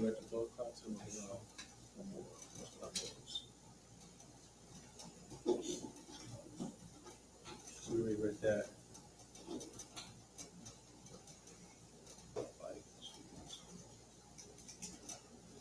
And read off some of the right here. The listing right there. I'll cover right there. So these are exercises that get your blood flowing, heart pumping, and muscles flexing with these body conditioning exercises. For best results, incorporate a few of them into your daily routine, or do a longer session 2 or 3 times per week. Squat jumps, mountain climbers, burpees, split jack, box jumps, lateral lunges. And to add more on the listing, martial arts, kickboxing, wrestling, boating, swimming, those are also on the list of how you can boost your cardiovascular health and exercises that you can do on the daily, which is something that we do implement in this school. If you are in this school, you have to exercise. It's not just because it's for health benefits, it's also for your self-defense benefits as well. And they'll help you live a longer life, just like what Barak brought out earlier, right? Just like what it says in Deuteronomy 30:15. Choose life and not death. Don't be lazy and sit on a couch and then, let days go by and you're gaining weight and you're feeling lethargic and you're feeling lazy and tired and you don't want to do nothing, not even self-motivated. Get up, start doing forms of exercise and start reading, right? Start eating good, start eating healthy, start supplementing right? Real quick, you don't have to compare yourself to other brothers' workout programs or regiments and things of that nature. It might not be your speed, or you might not be able to lift certain things. Like what Mahayar is saying is 10 minutes a day. 10 minutes a day. Sit All it takes. 10. All it takes. Every day, yo, that'll make a big difference in your life. Just 10 minutes a day. And then and then it could be 10 minutes, and then the day after that will be 15, and after that will be 20, then 25 to 30. You increase your time. Let's get Sirach to the 30, verse 15. Yeah. Sirach chapter 30 and verse 15. Go ahead. Health and good estate of the body are above all gold. See, health and good estate of the body is above all gold. Go ahead. And a strong body above infinite wealth. And a strong body above infinite wealth. If you have a weak body, or if you're feeling old and sick, that's not over wealth, right?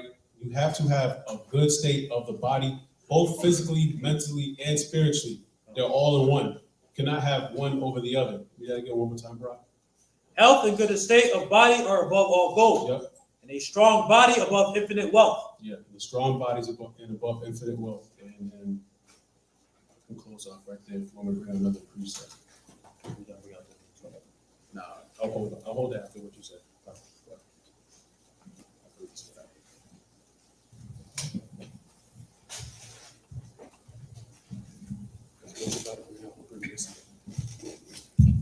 The water for that. I'm grateful you covered the cardio aspect and the important aerobic exercises pertaining to how important and pivotal it is to be taking care of yourself within that particular direction of exercise. Now what we're going to do is get into what he mentioned in the articles that I was reading, weightlifting, my favorite. So now that we're in weightlifting, let's bring up the first article. You got your tricep in there, right?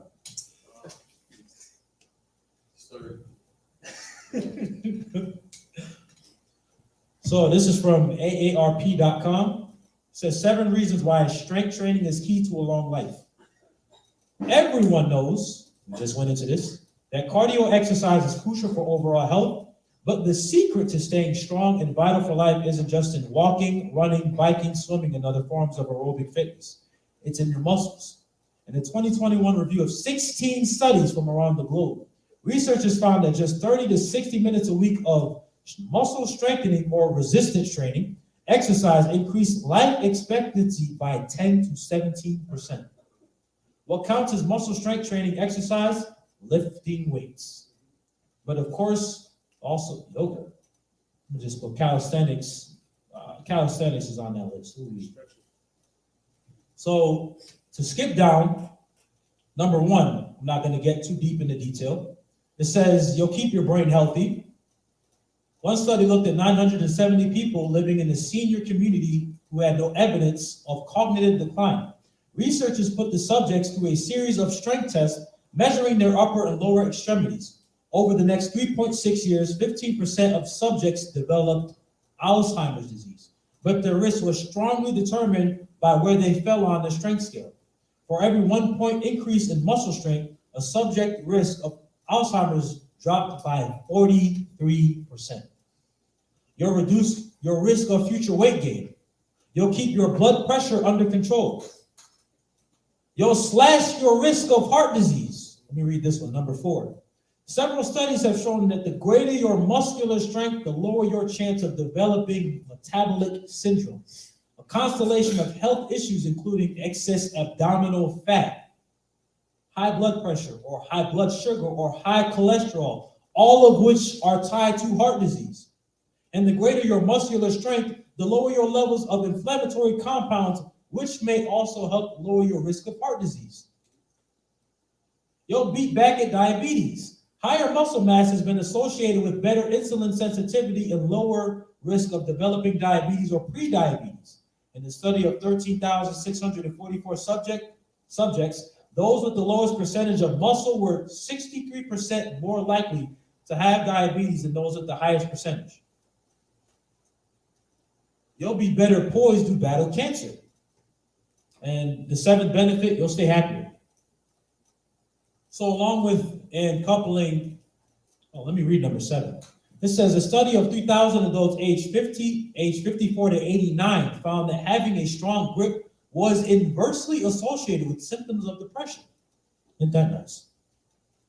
Actually, they're studying senior citizens because the reason why when it comes to senior citizens and they their health ailments and whatever it is they suffer from are exacerbated, it's because they are, how can I say, they're more stationary than active when it comes to movement. So because they don't get around a lot or move around a lot, they're more prone to getting much more sick or needing hospital visits or to be taken care of because they're not exercising or doing what they can, for themselves in their older age.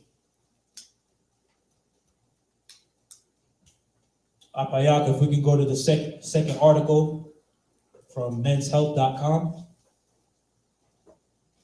From menshealth.com, it says lifting weights as you age cuts your risk off of early death by 46%. And we know that we read one earlier, that heart disease kills Black Americans at a 50% rate compared to our white counterparts. So it says the secret to live longer may be a barbell. Ooh-wee. Strength training and a dumbbell too, you can't forget those. Strength training as you age reduces your risk for death, according to a new study from Penn State College of Medicine. Researchers, remember, they're doing this with older people. If this is so much more with older people, how much more with younger? Researchers surveyed people aged 65 or older about their exercise habits, then tracked them for 15 years. Nearly a third of the study participants died during that period.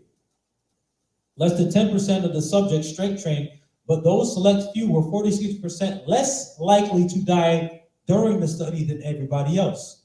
Surely you could say the older folks who lift must be better in health to begin with, but even after adjusting for BMI, which is body mass index, they measure your height, your weight, and the levels of your fat, chronic conditions like diabetes and hypertension, and habits like total physical activity, drinking and smoking and lifting was linked to a 19% reduced risk of death.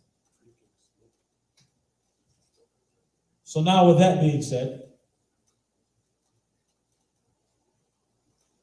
let's go to the third article from selecthealth.org.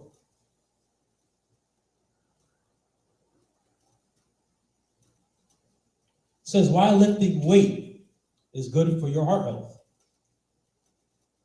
So you want to be healthy and strong, but might not want to spend all your time at the gym doing cardio. If you're not interested in running long distances or swimming laps in the pool, weightlifting may be the perfect option for you. It's been proven that proper use of weight training equipment such as dumbbells and barbells can help you strengthen your heart.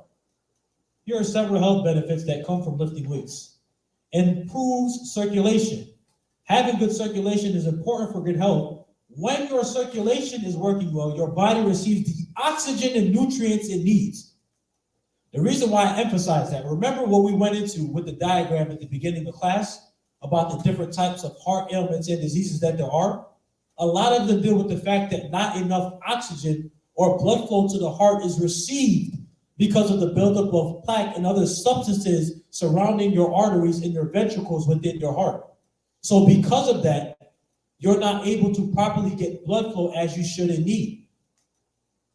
Reduces the risk of heart attack or stroke. One of the biggest benefits of weightlifting is lowering the probability of life-altering heart attacks and strokes. A recent study shared by Journal Medicine and Science in Sports and Exercise showed that weight training may reduce the risk of a heart attack or stroke. If you regularly lift weights, you reap these benefits, even if you aren't regularly participating in aerobic exercise such as hiking or running. It improves the quality of sleep. As you improve your cardiovascular system with weightlifting, you will also experience better sleep. Weightlifting studies show that sleep can be improved with regular strength workouts. When your quality of sleep improves, your overall quality of life improves because you're well rested and better equipped to take on day-to-day activities. Right. Lastly, it fights belly fat. Belly fat, also known as visceral fat, which they scientifically call the white body fat because the brown body fat is good for you, is found around your internal organs such as the heart. With consistent weightlifting, you'll have less belly fat and more lean muscle mass. Reducing belly fat will help you reduce your risk of cardiovascular disease and death. All right. So now with that being said and the benefits and everything else, Apayak, let's get into squats. Waiting for this. Let's get the first article. I'm going to tell all of you now, as Mayar brought out cardiovascular exercises and why weightlifting should be coupled with it, because you can't have one without the other. You need to exercise and pump your heart because your heart's also a muscle. Every man can curl, every man can bench, every man can work his triceps, his shoulders, but your heart is no different because it's also a muscle that needs to be worked. So this first article from irishnews.com says, why squatting stretches could add years to your life. Sitting for long periods of time is bad for your health, increasing the risk of obesity, heart disease, and type 2 diabetes. But you don't need to be on the move all day to offset that damage. New research suggests that if we can just change how we sit, we might be healthier. The idea comes from a recent study published in the Journal Proceedings of the National Academy of Sciences, which looked at the habits of the Hadza tribe who lived in Tanzania, East Africa. The Hadza spend the same time, 9 to 10 hours a day resting as we do, yet they don't have the same level of disease, said the study's lead author, Professor David Raishlin, an evolutionary biologist at the University of Southern California. We think this is because they don't sit when they rest, they squat or kneel instead. And this, it seems, is key to their improved health. The question is why? When we sit, muscles in the legs and buttocks are switched off. However, squatting, for brothers that are presently here at headquarters, we know why Mahayar now makes us do wall sits. When we sit, the muscles in the legs and buttocks switch off. However, squatting, crouching down with your feet flat on the floor, keep the muscles working. To do this, says Professor Raishlin, requires fuel in the muscles pull fats from triglycerides out of the bloodstream. High levels of triglycerides are linked to heart disease. So by using these to squat, you are reducing their levels and potentially the risk of getting heart disease. A 2015 study presented at the American College of Sports Medicine's conference in San Diego found that simply breaking up sitting every half an hour with squats and calf raises, when you stand on a flat surface and lift your heels to flex your calf muscles until standing on the tiptoes, then slowly and slowly repeat, improved blood sugar control in people with type 2 diabetes. Squats can also improve strength and flexibility in the legs, which is also linked to longevity. A trial published in the European Journal of Preventive Cardiology in 2014 revealed that people aged 51 to 80 who could get up from a squat-like position without using their hands were less likely to die within the next 6 years than those who couldn't pull themselves up. And there's a reason why squatting is also important. Does anybody know why? That's one. That's another. I would say because legs got the biggest part. Like if you notice when you do cardio, right, you're working out mostly your legs. Like direct link to your cardiovascular system.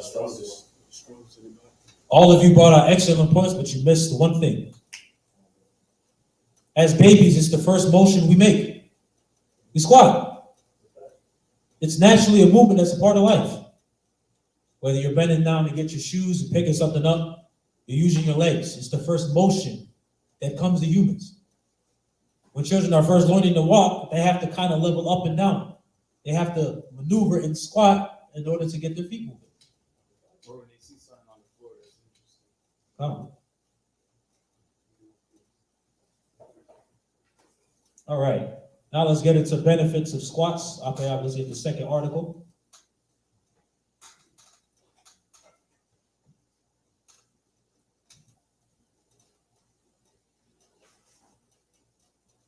These are 12 benefits of squats.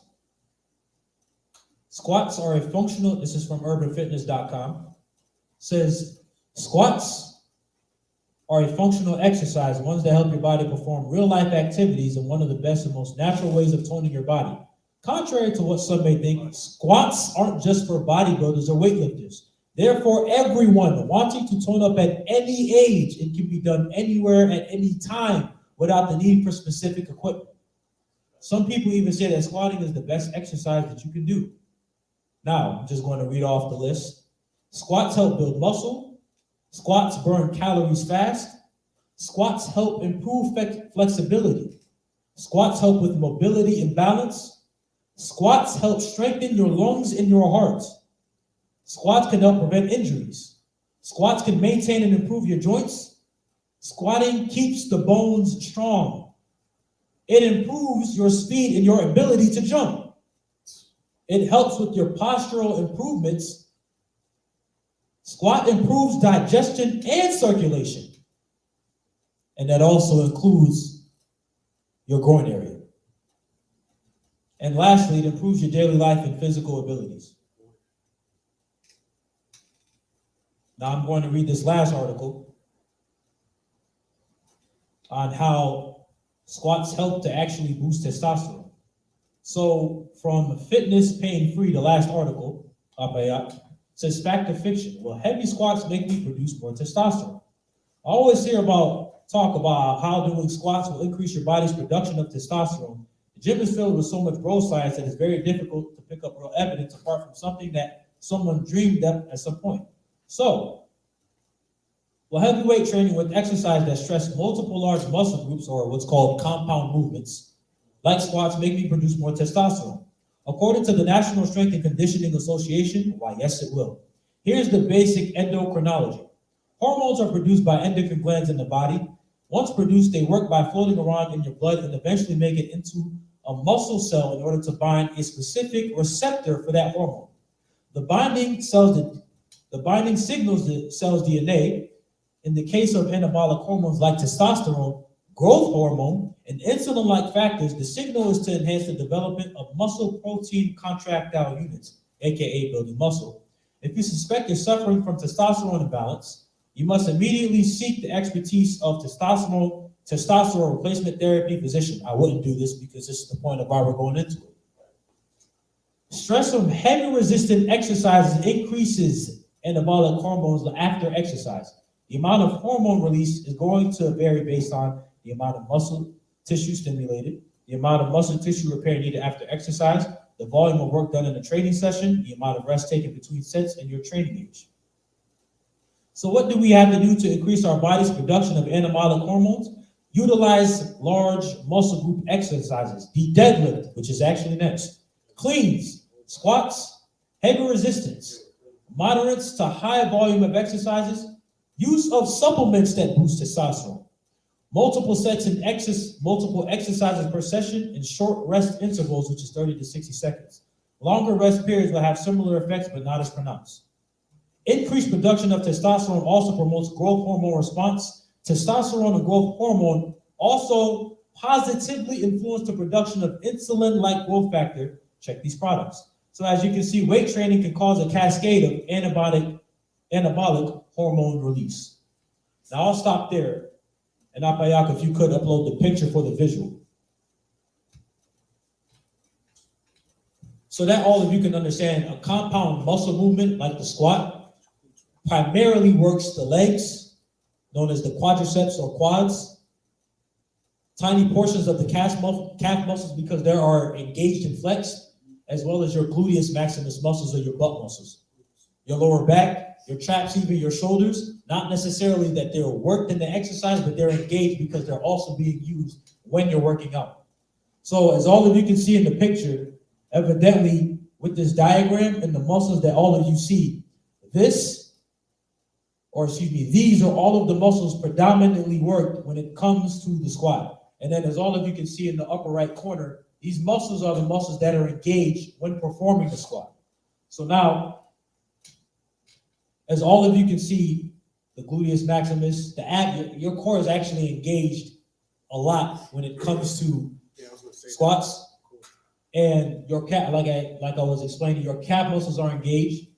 And then all of you can see the highlighted parts. Those are muscles that are necessarily, like I said, also into the squat being performed because those muscles are engaged to help you perform it necessarily when you're working out. This is also what helps you to perform the exercise. Brother Kanawak stated in the chat, he said, squats are good for your testosterone as men and women. All your body fat gets stored in your lower body. The brother Tazalia also said that he has a friend that's a personal trainer, and he always said how working your legs will help the rest of your body grow, which is very, very true. So now with this visual, we have one particular compound exercise. Now we're going to get into the second one, deadlifts. The reason why the deadlift is called the deadlift is because you're lifting the barbell or the dumbbell off the ground, and you're standing straight forward with your back straightened out and your chest forward in a particular motion, and you're lifting the weight in a dead position, which is why it's called the deadlift. Bon Watts said, I do a lot of duck walks. Well, we sure do too, especially in Kyle, and Kaz got to take over for wrestling. Ooh wee. So now, what we're going to do next is go to deadlifts. Those are squats. Squats have been covered. This is from barbend.com. It says 11 deadlift benefits that are backed by science. It says if you're ready to take your strength, muscle mass, and athleticism to a whole nother stratosphere, you'll want to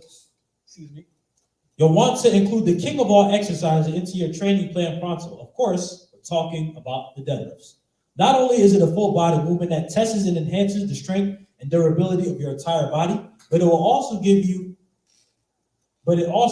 has a plethora of health benefits that will give you even more reasons to master them, aside from flocking your feathers once your strength surpasses all the other lifters in the gym. To learn all the benefits incorporating into your training plan, enjoy the rest of this science-backed article. Now, these are the benefits: more strength, full body activation, stronger legs, stronger back, more calories burned, releases anabolic hormones. We just talked about that with the squat because it's a compound movement where multiple muscle groups are being engaged. Better core strength, improved athleticism, and enhanced endurance, better posture, and more grip strength. So now what I'm going to do is go to the next article from menshealth.com, 5 moves to boost your testosterone, and then the hormonal effects of deadlift. And this isn't just for men. Mayar and I also, myself, will include sisters as well, because if men are supposed to lead by example, women are no different. It is not to get on anybody, but if the man is supposed to be laborious, if he's the head, if he's doing this, if he's doing that, women, being the weaker vessel, is supposed to be following behind the man, are supposed to follow in the same like manner. No, I'm not telling you to put 4 plates on your back, put 3 plates on a bench press. I'm not telling you to do that, but I am telling you, if he's doing it, you should be doing it too. And passing it along to your children. That way they grow up and they know the example of following their parents and everything that they're doing, so they can pass it on to the next generation. So, 5 moves to boost your testosterone. Testosterone is a remarkable thing. Not only does it increase muscle growth and strengthen bones. Remember, Mayar talked about how cardio also helps to fight against osteoporosis, which is the condition of having brittle bones and you being able to develop arthritis easily and break your bones easily. So it has also been linked with improving cardiovascular health in men, increased cognitive function, and boosting libido, which is sex drive. Naturally, it's something most men need more of, especially if you're serious about your gains. I gotta read it off the website, I believe.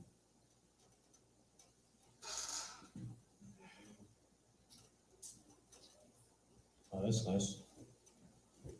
So how do you go about getting more testosterone? Well, the good news is that you don't need to get a visit or a back alley pharmacist to get your fix. Instead, head to the gym. Scientists from the University of Southern California identified changes in testosterone levels before and after resistance training and found that weightlifting is guaranteed to provide an increase in testosterone. Yes, you read that right, guaranteed. However, boosts in testosterone only occur when performing certain moves. Let's go down the list. Number 1, squats.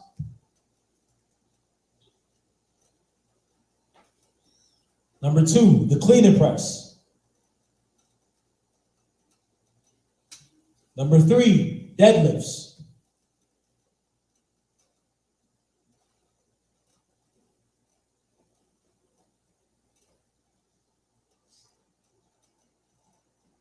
Wow. Number 4, military press, or what's known predominantly as shoulder press. Then you have number 5, which are pull-ups. Those 5 basic compound exercises are what helps to improve testosterone levels, anabolic and hormone levels, as well as increase and enhance your overall health in totality. So now what we're going to do is read this next article on the hormonal effects of heavy deadlift. Wish we had chalk that night. Yeah, man. Now this is from livestrong.com, hormonal effects on heavy deadlift. The deadlift allows you to build muscle and power, strengthen your skeleton, and improve your physique. The effect heavy training has on your hormonal system plays a key role in progress. Hormone levels such as testosterone and growth hormone increase following the heavy deadlift session. Heavy training must be balanced with the rest and recovery, and other hormones may limit your progress. Consult your healthcare provider before beginning any exercise regimen. And if you're with brothers or know brothers that have the knowledge and are excelled when it comes to the topic that matter, also inquire and ask questions. Sometimes, you know this as well, Shema, and you as well, Maya. You have to be an example to other people in the gym when you see them performing a certain exercise wrong, or you see them about to break their back, or they need a spotter. That's what this is referring to. Right. Typically, what I see people doing is what's called a tricep kickback, when you put your tricep behind, you act your arm as a switch, and you perform the exercise by moving your arm back and your forearm acts as a switch. And I see people throwing out their front delt or their shoulders doing the exercise. And I've corrected it with certain people before, and they don't realize what they're doing isn't so small, and they're actually tearing their muscles apart. Not in a good manner. So, in continuing, says the deadlift is unlike many other lifts, as the bar starts on the floor and you must pull it from a fixed position. To safely do this, ensure that you do not round your back and get your hips as low as possible before starting the lift. Your hands should grip the bar just outside your legs, and your feet should be shoulder width apart. That's explained in the form. So if you skip down to the paragraph on testosterone, it says testosterone is primarily an anabolic hormone, and men produce far more than women, although women still produce testosterone because they need it and it balances them out because they are predominantly made up of estrogen. This hormone is responsible for many things, including muscle repair and the growth of additional muscle tissue. Heavy deadlift training with short rest periods can increase your production of testosterone. Heavy means training with at least 75% of the limit you can lift for a single repetition. High repetition sets with light weight do little to stimulate your testosterone production. Growth hormone. Growth hormone is a hormone produced by your pituitary gland and is responsible for tissue healing, bone strength, muscle growth, and fat loss. Intense training such as deadlifting can stimulate growth hormone production, but intense training with short rest periods stimulate growth hormone production even more. By keeping your rest periods under 90 seconds, you can stimulate your body to produce more growth hormone. Never rush into your next set if you are not fully recovered, however. Do not sacrifice safety for a slight chance of increasing hormonal levels. Last one on cortisol. Cortisol is a catabolic hormone, or the stress hormone. Cortisol will allow you to generate energy by cannibalizing other tissue, including muscle tissue. High levels of cortisol are produced by overtraining. Cortisol levels can also rise if you wait too long in between sets when training in the gym. Sitting around for 5 minutes between sets of deadlifts may make your legs and your back feel better, but your endocrine system will increase cortisol production to make more energy available. By keeping your rest period short, you not only produce more growth hormone, you keep your cortisol levels suppressed. So what this is saying is that in between sets, you shouldn't just sit down on the bench and things of that nature and overforce yourself to rest so that you can perform the next set. I had worked out with the captain Shamak and the brother Mayaka, and one thing that the brother Shamak implemented is that as we were all using different machines, but we were all rotating. And the point of it was we're all still exercising with short rest periods, walking from this machine to that machine and still getting the work in at the same time, which is helping to keep the intensity of the workout as well as to keep the pressure on so that you don't lose the mental sharpness and focus that you need to get through the rest of your workout. That's what this last paragraph on cortisol is emphasizing. So now with that being said, Apaya, could you upload the picture and show brothers the reason why deadlift is considered the king of all exercises? People argue and say that it's squat, but I would favor deadlift because of what this diagram is about to show you. Because of all the particular muscle groups engaged, worked, and focused on with the deadlift, you're going to see why they call it the king of all exercises.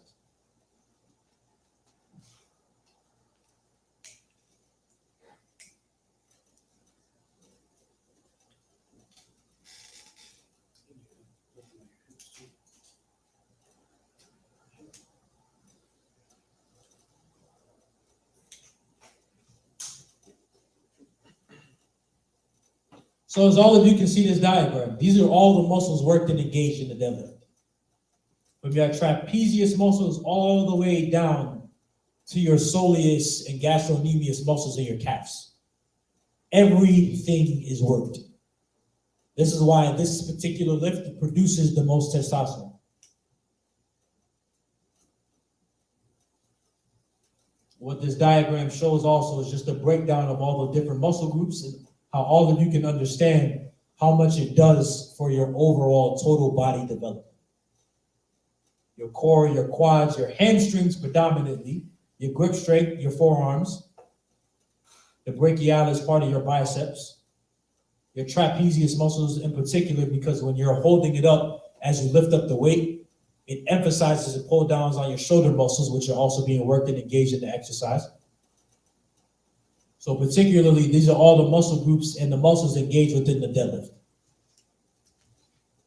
So now what we're going to do is close on all the articles. I went over in the beginning heart disease, how prevalent it is amongst our people. I've given you all statistics. I've given you all exercises. Mayar has given an excellent exegesis on cardiovascular exercises and why it's important to do them. So now what we're going to do is read about the powerful mighty men in scriptures that were fit and for damn sure exercise. Let's go to the book of Genesis chapter 14 and verse 12.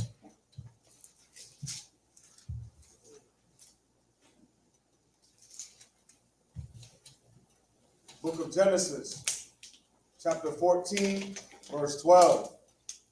And they took Lot, Abram's brother's son, who dwelt in Sodom, and his goods, and departed. And there came one that had escaped, and told Abram, the Hebrew, for he dwelt in the plain of Mamre, the Amorite, the brother of Eshcol, and the brother of Amner. And these were confederate with Abram. And when Abram heard that his brother was taken captive, he armed his trained servants, born in his own house, 318, and pursued them unto Dan. Let me help you all understand something. I'm about to send you a picture so I can actually show you. No. Let me explain to you. Let me show you. So, Abraham at this particular time, if you read back in the previous context, in Genesis 13 and 18, it says that Abram removed his tent and came and dwelt in the plain of Mamre, which is in Hebron, and there built an altar unto the Lord. So the map I just sent up, I'm going to show you where Abraham was. Keep in mind, he also dwelt at Beersheba, which is the southernmost point of Judah that's almost connected to the land of the Philistines. And Hebron is also one of the cities in Judah as well. So he was dwelling in the southernmost parts of Canaan at that time because it wasn't at his time called Israel. So the picture he's about to show you, I'm going to show you how far Abraham was and how far he pursued his enemies. So if all of you look on the map and you look at Hebron, he was in Hebron, and the people that took Lot and kidnapped him, he pursued them all the way to Dan. Dan is the most northern point of Israel. So what I did for all of you guys,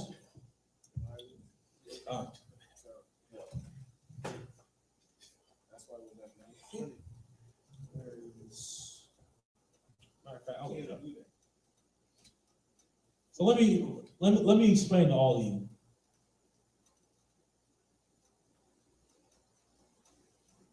Let me explain to all of you how far he traveled. So I Googled and, I just did a research. I Googled the distance between Dan and Beersheba. Beersheba is more south towards Hebron, but let me give you at least the average distance that he had to travel he did all of this just to go to war for his nephew. Let me help you understand. The distance between Dan and Beersheba, which is a total straight line, is 4,388 kilometers. The miles-based distance from Dan to Beersheba is 2,726.9 miles.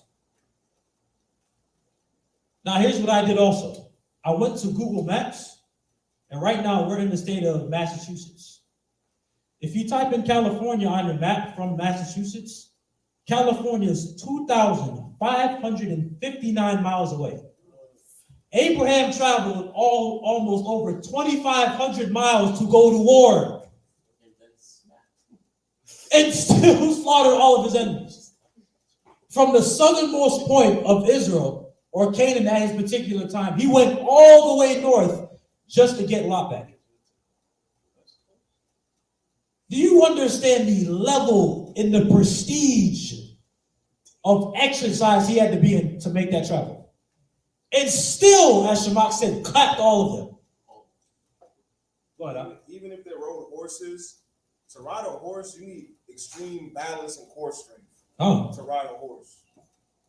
Even if they were on horses. Let's just add that in there. If they were on foot. If you're in a horse, you go like miles and miles. That's great. We got Father Abraham now.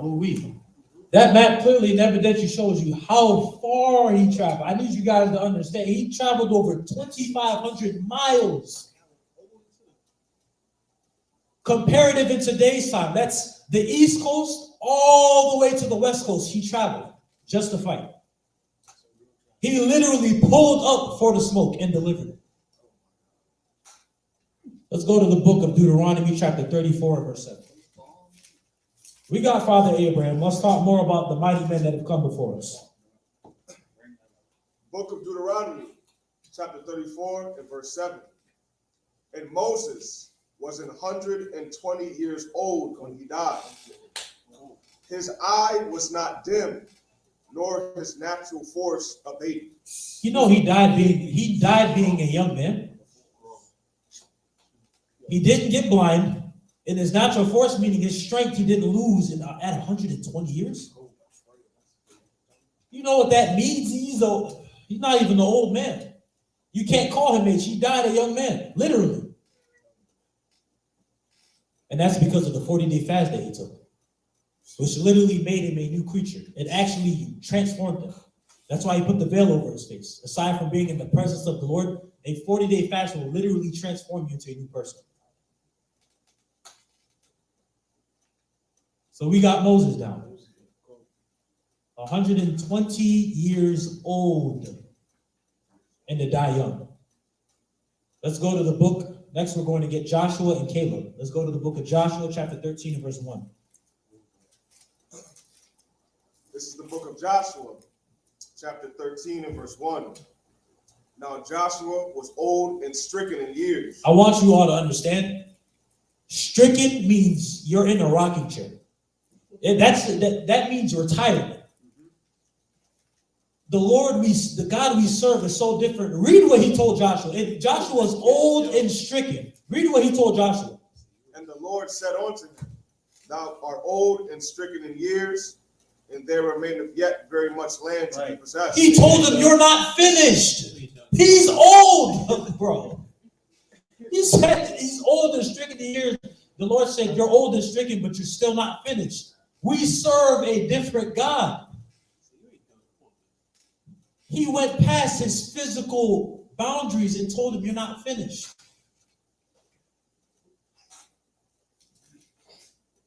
Let me give another example. Let's skip over to chapter 14 and verse 10. If any of you remember, going back to Numbers 13, Joshua and Caleb were both spies. Right. Caleb was one of the, Caleb and Joshua were the only spies that survived because they were the only ones confident enough to bring back a report that we could overtake the Canaanites. Let's read about Caleb. Book of Joshua, chapter 14, verse 10. And now, behold, the Lord hath kept me alive, as he said, these 45 years, even since the Lord spake this word unto Moses, while the children of Israel wandered in the wilderness. And now, lo, I am this day 85 years old. He is 85, still fighting. He still lived, still fought with the children of Israel. And when you read in Joshua, we overthrew 31 kings, 31. He fought in every battle. And he's 85, still fighting. This is why the articles I brought up talked about seniors, age 60 and plus. They talked about how if they still exercise in their elderly age, they're still able to prolong their life. This man is 85 and is telling Joshua, 45 years since the Lord spoke unto Moses, I'm still here and I'm 85 years old. Still. Let's get the next example. You don't want verse 11 real quick? Go ahead. Verse 11. As yet I am as strong this day as I was in the day that Moses sent me. He said 45 years did not make a difference. I still got it. I wonder why Judah's so powerful. Go ahead. As my strength was then, even so is my strength now. Yeesh. For war, both to go out and to come in. Still got it. We're going to get into the testosterone of the men that came before us. My favorite one of my favorites, excuse me, Samson. Let's go to the book of Judges, chapter 15 and verse 11.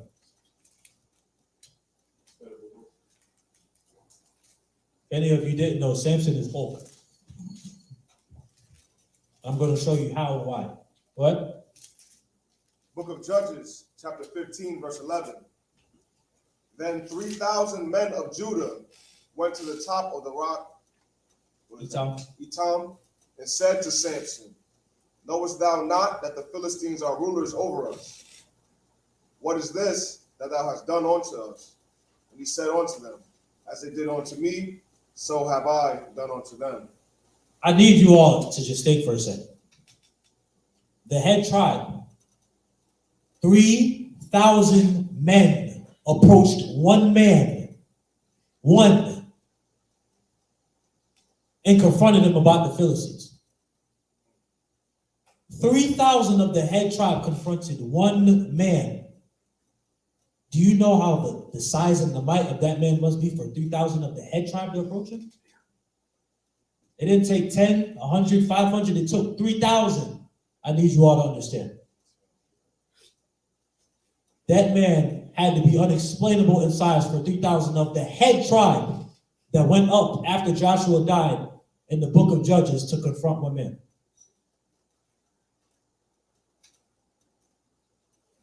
So now what they agreed is that they would bind Samson and deliver him up to the Philistines. So skip down to verse 13. Verse 13. And they spake unto him, saying, no, but we will bind thee fast. So 3,000 of them, go ahead. And deliver thee into their hand. But surely we will not kill thee. And they bound him with 2 new cords and brought him up from the rock. Go ahead. And when he came unto Lehi, is that how it said? No. The Philistines shouted against him, and the Spirit of the Lord came mightily upon him, and the cords that were upon his arms became as flax that was burnt with fire, and his bands loosed from off his hands. Wow. Go ahead. And he found a new jawbone of an ass, and put forth his hand, and took it, and slew 1,000 men therewith. Wow. One man against 1,000, breaking freely with natural raw strength from being binded by 3,000 men that delivered him, only for the people that they delivered him up to be killed by his own hand. One man against 1,000 with the jawbone of a donkey.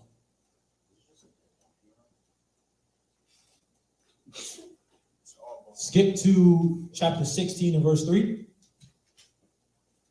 Judges chapter 16, verse 3. And Samson lay till midnight, and arose at midnight, and took the doors of the gate of the city, and the 2 posts, and went away with them, bar and all, and put them upon his shoulders, and carried them up to the top of an hill that is before Hebron. He took everything off and just carried it on his shoulders like it was nothing. Do you know how heavy city gates are that are guarded and that are protecting from enemies or foreign people entering into their cities? He carried everything upon his shoulders. What was he doing? Firemen's carry, like we do a wrestling. Upon his shoulders and all. It said at the top of the hill. He went up a hill doing that. Levels is different. I was just reading in the beginning of the 15th, Yep. where it said he caught 300 foxes. He's different. That's cardio. Now we're going to get also to, if not my top favorite, one of them. Let's go to the book of 1 Samuel chapter 15 and verse 32.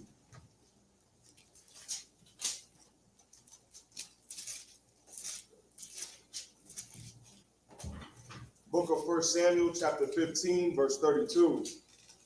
Then said Samuel, bring ye hither to me Agag, the king of the Amalekites. And Agag came unto him delicately. And Agag said, surely the bitterness of death is past. Samuel the prophet, seer, and priest could not only be fooled by these words, but this is to help you all understand that we don't just serve in temples, sacrifice animals, and sweep and clean all day. When the Levite knows how to wield a sword, he knows how to use it. And a priest and a servant of the Lord, since a child, knows when it's time to get bloody. Read the next verse. Verse 33. And Samuel said, as thy sword hath made women childless, so shall thy mother be childless among women. And Samuel hewed Agag in pieces before the Lord in Gilgal. That's how you know he was a Levite. He didn't just put him, he said pieces. He didn't deserve just a stab in the heart or a slice off of the head. You have to be cut in pieces because that's how nothing this man is. So don't think that we just serve in the temple, clean and sweep and everything else. No, we know how to get down. Then the spirit is on Levi, forget it. And the spirit was on this man to slew a king in pieces that King Saul was supposed to. So he gladly showed Saul and did it before the Lord how it's supposed to be done. In pieces.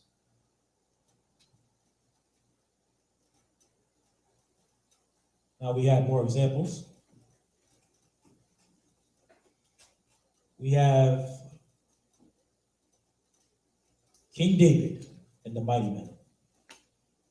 First, what we'll do, let's go to 1 Samuel chapter 27 and verse 2. King David is different. Now, at this particular time, David went away out of the land of Israel, or out of the southern parts of Judah, and dwelt amongst the Philistines, and became subject unto them. So let's read it, 1 Samuel. 1 Samuel chapter 27, verse 2.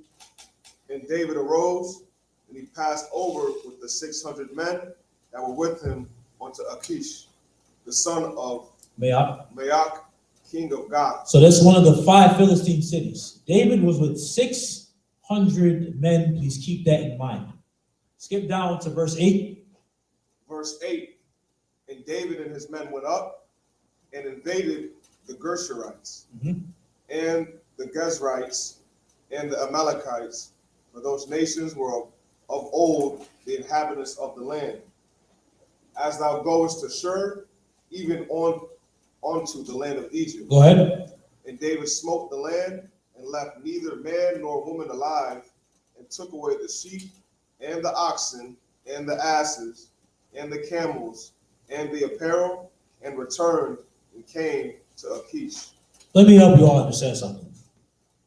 The Judites that ruled with David were a whole different breed of testosterone, nothing but dominant in a powerful masculine force. If you all could understand the reason why I had him read verse 2, 600 men went around conquering peoples. 600 men against thousands. Conquering. So now, Let's move forward ahead with more mighty men. Let's skip over to chapter 30 and verse 1. 1 Samuel chapter 30, verse 1. Read down to verse 3. Go And ahead. it came to pass, when David and his men were come to Ziklag on the third day, that the Amalekites had invaded the south and Ziklag, and smitten Ziklag, and burned it with fire, Go ahead. and had taken the women captives that were therein. They slew not any, either great or small, but carried them away and went on to their way. Go ahead. So David and his men came to the city, and behold, it was burned with fire, and their wives and their sons and their daughters were taken captive. So, skip down to verse 10, because he eventually gets Abiathar the priest to inquire if he shall go and fight, and the Lord says he shall, and he shall win. Read verse 10. Verse 10, but David pursued, he and 400 men, 200 abode behind, which were so faint that they could not go over the brook for sword. So now, skip down to verse 16. Verse 16, An Egyptian brings him to where all the Amalekites are partying and celebrating for taking the spoils that we previously just talked about. David and 400 men did what we're about to read. Go ahead. and when he had brought him down, behold, they were spread abroad upon the earth, eating and drinking and dancing, because of all the great spoil that they had taken out of the land of the Philistines and out of the land of Judah. And David smote them from the twilight even unto the evening of the next day. Let me paint the picture. 400 men together fought from sundown to sundown, killing thousands of people. We sparred there for 2 minutes. Could you imagine fighting for 24 hours? The level of cardio and exercise and testosterone these men were on is a whole different caliber that is unexplainable. 24 hours of fighting with 400 men. These men were dominant and masculine to the T. Is that understandable? Like, they fought for 24 hours. It said twilight is sunset or dusk or sundown. They fought sundown to sundown, nonstop, killing off Amalek. And only what the next verse says, only 400 escaped, because that's how great the slaughter was.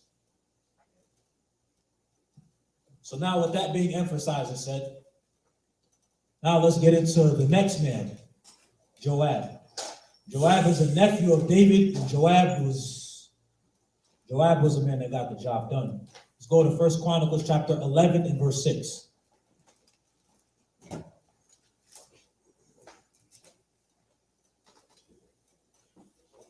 Now, 2 Samuel chapter 5 and verse 8, which parallels this, David said, whoever goes up first to conquer the Jebusites shall be captain over the army, which means he would be second in command under David. Go ahead. Book of 1 Chronicles chapter 11, verse 6. And David said, whosoever smiteth the Jebusites first shall be chief and captain. So Joab, the son of Zeruiah, went first up and was chief. And David dwelt in the castle, therefore they called it the city of David. The man went up first and conquered the Jebusites on his own and became second in command to David. Joab is also the nephew of David and is one of the mighty men listed in 2 Samuel 23, even though he's the captain of his army. Let's go to Joab's brother, Asahel. Go to the book of 2 Samuel chapter 2 and verse 17.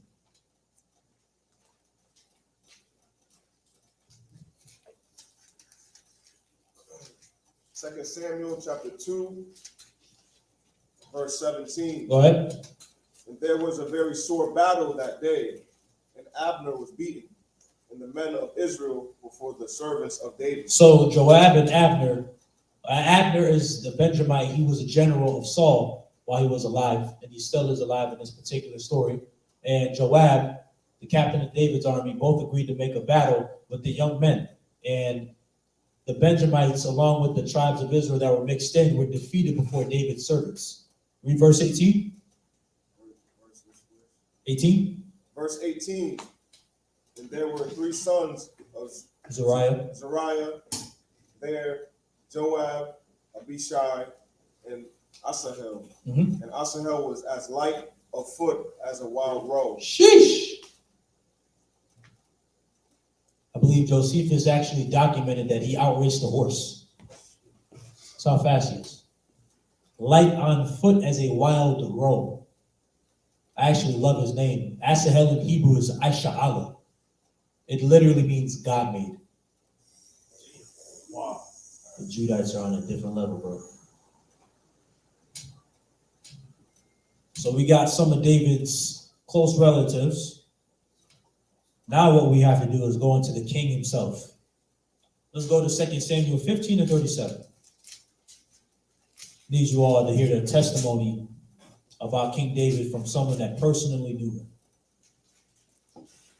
2 Samuel chapter 15, verse 37.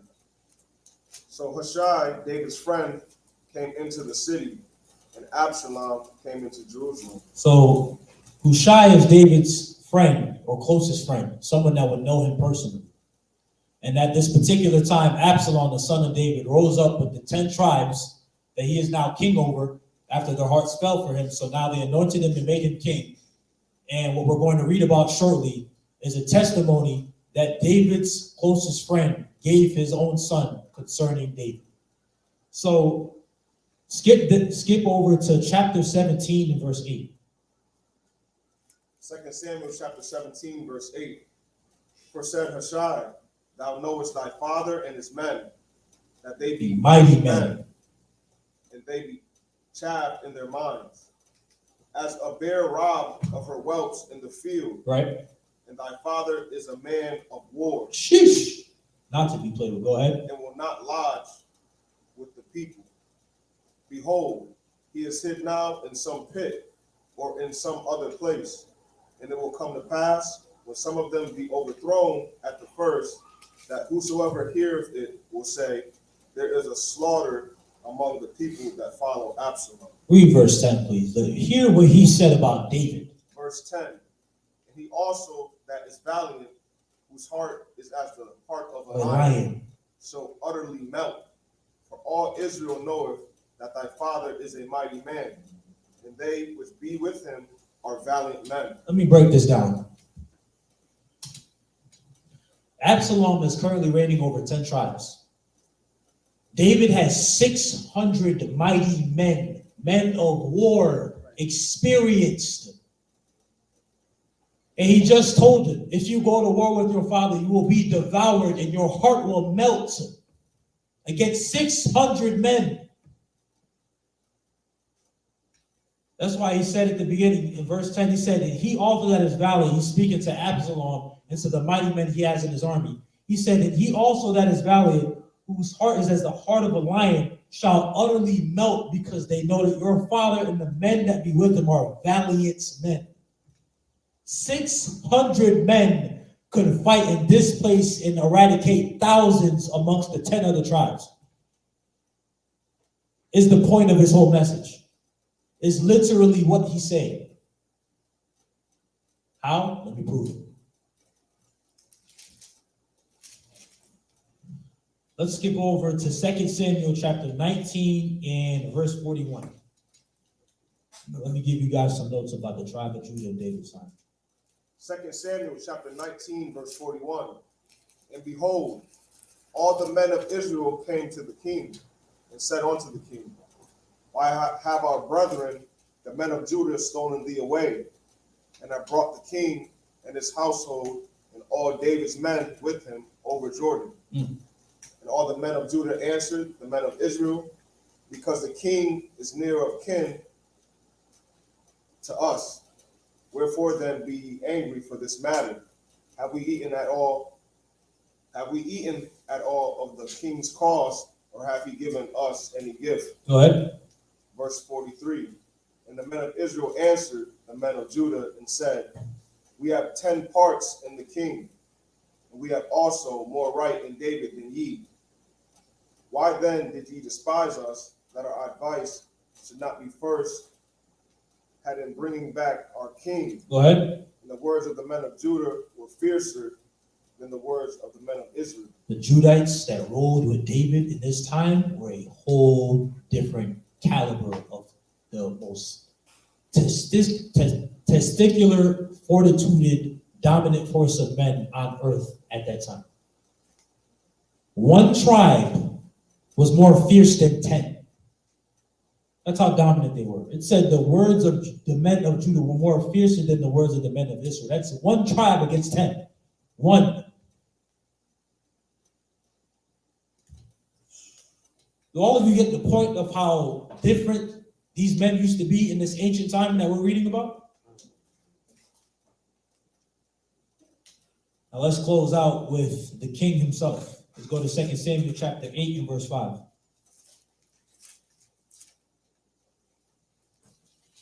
Book of 2 Samuel, chapter 8, verse 5. And when the Syrians of Damascus came to succor Hadadezer, king of Zobah, David slew of the Syrians 220,000 men.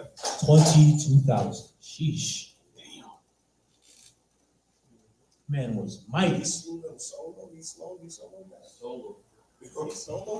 He's the king, huh? No, they That's why we're bringing this out. Damn. That's the prophecy of the women singing and nothing too. Yeah. Superman. Let's get skip down to verse 12. Verse 12. Of Syria and of Moab and of the children of Ammon and of the Philistines and of Amalek and of the spoil of Hadadezer, son of Rehob, king of Zobah. And David gat him a name when he returned from smiting of the Syrians in the valley of Salt, being 18,000 men. Sheesh. In total, 40,000 people. I told you I had the notes for you. Damn. Come on. Let's go to the book of Psalm, chapter 18 and verse 33.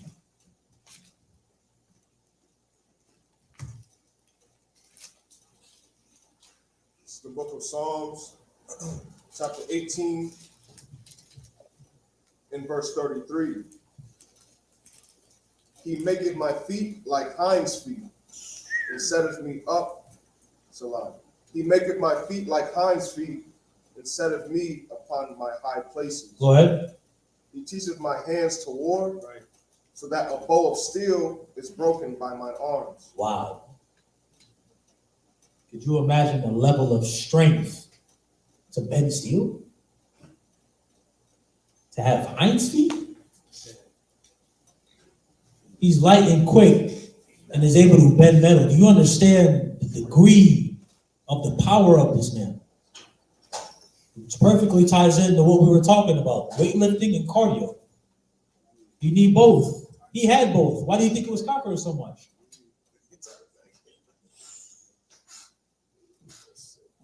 Now let's get one more interesting thing we'll read about the King David.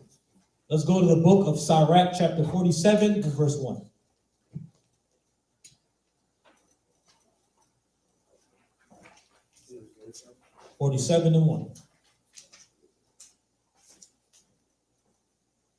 Book of Sirach, chapter 47, and verse 1.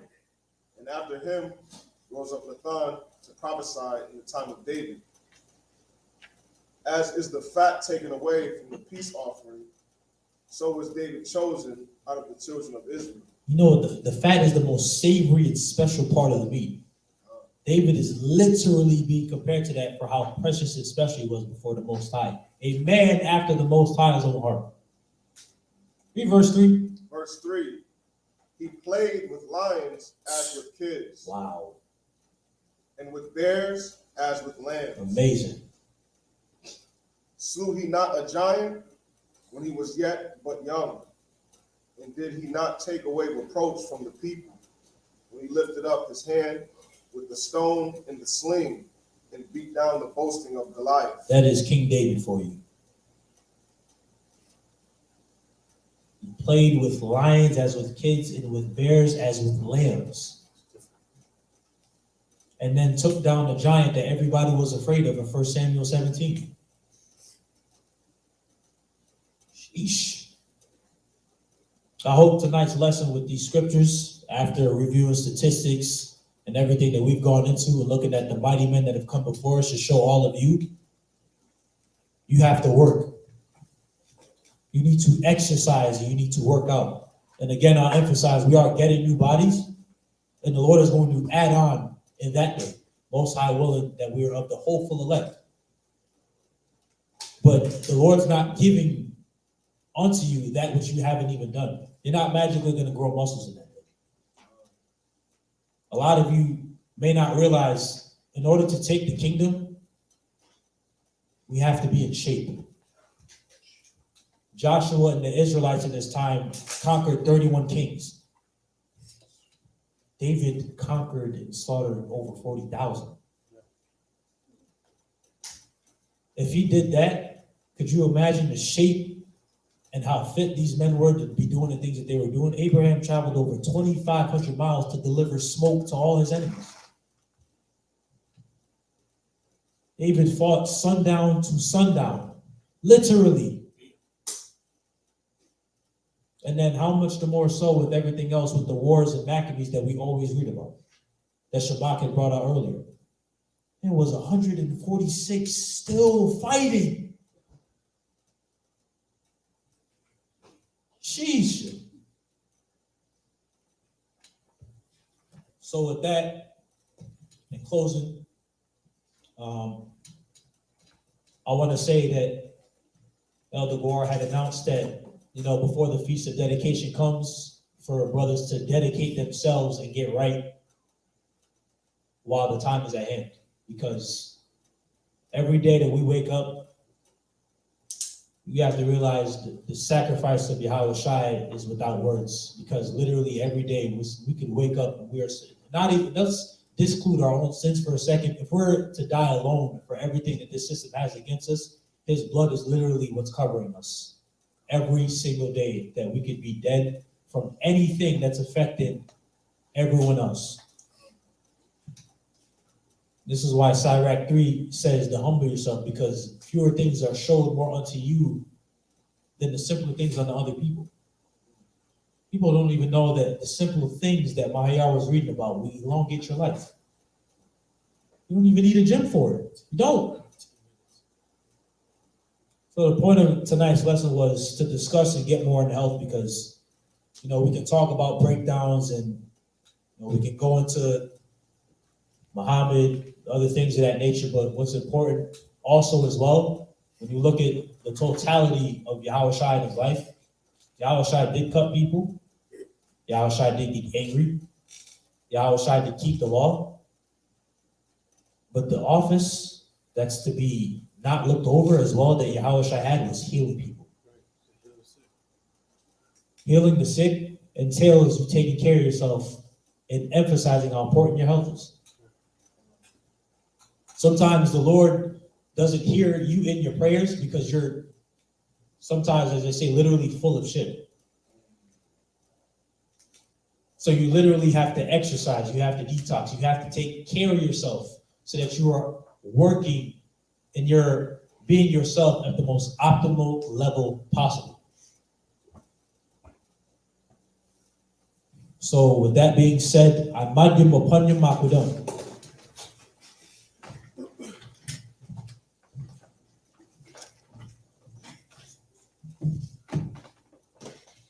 This is Psalms chapter 23.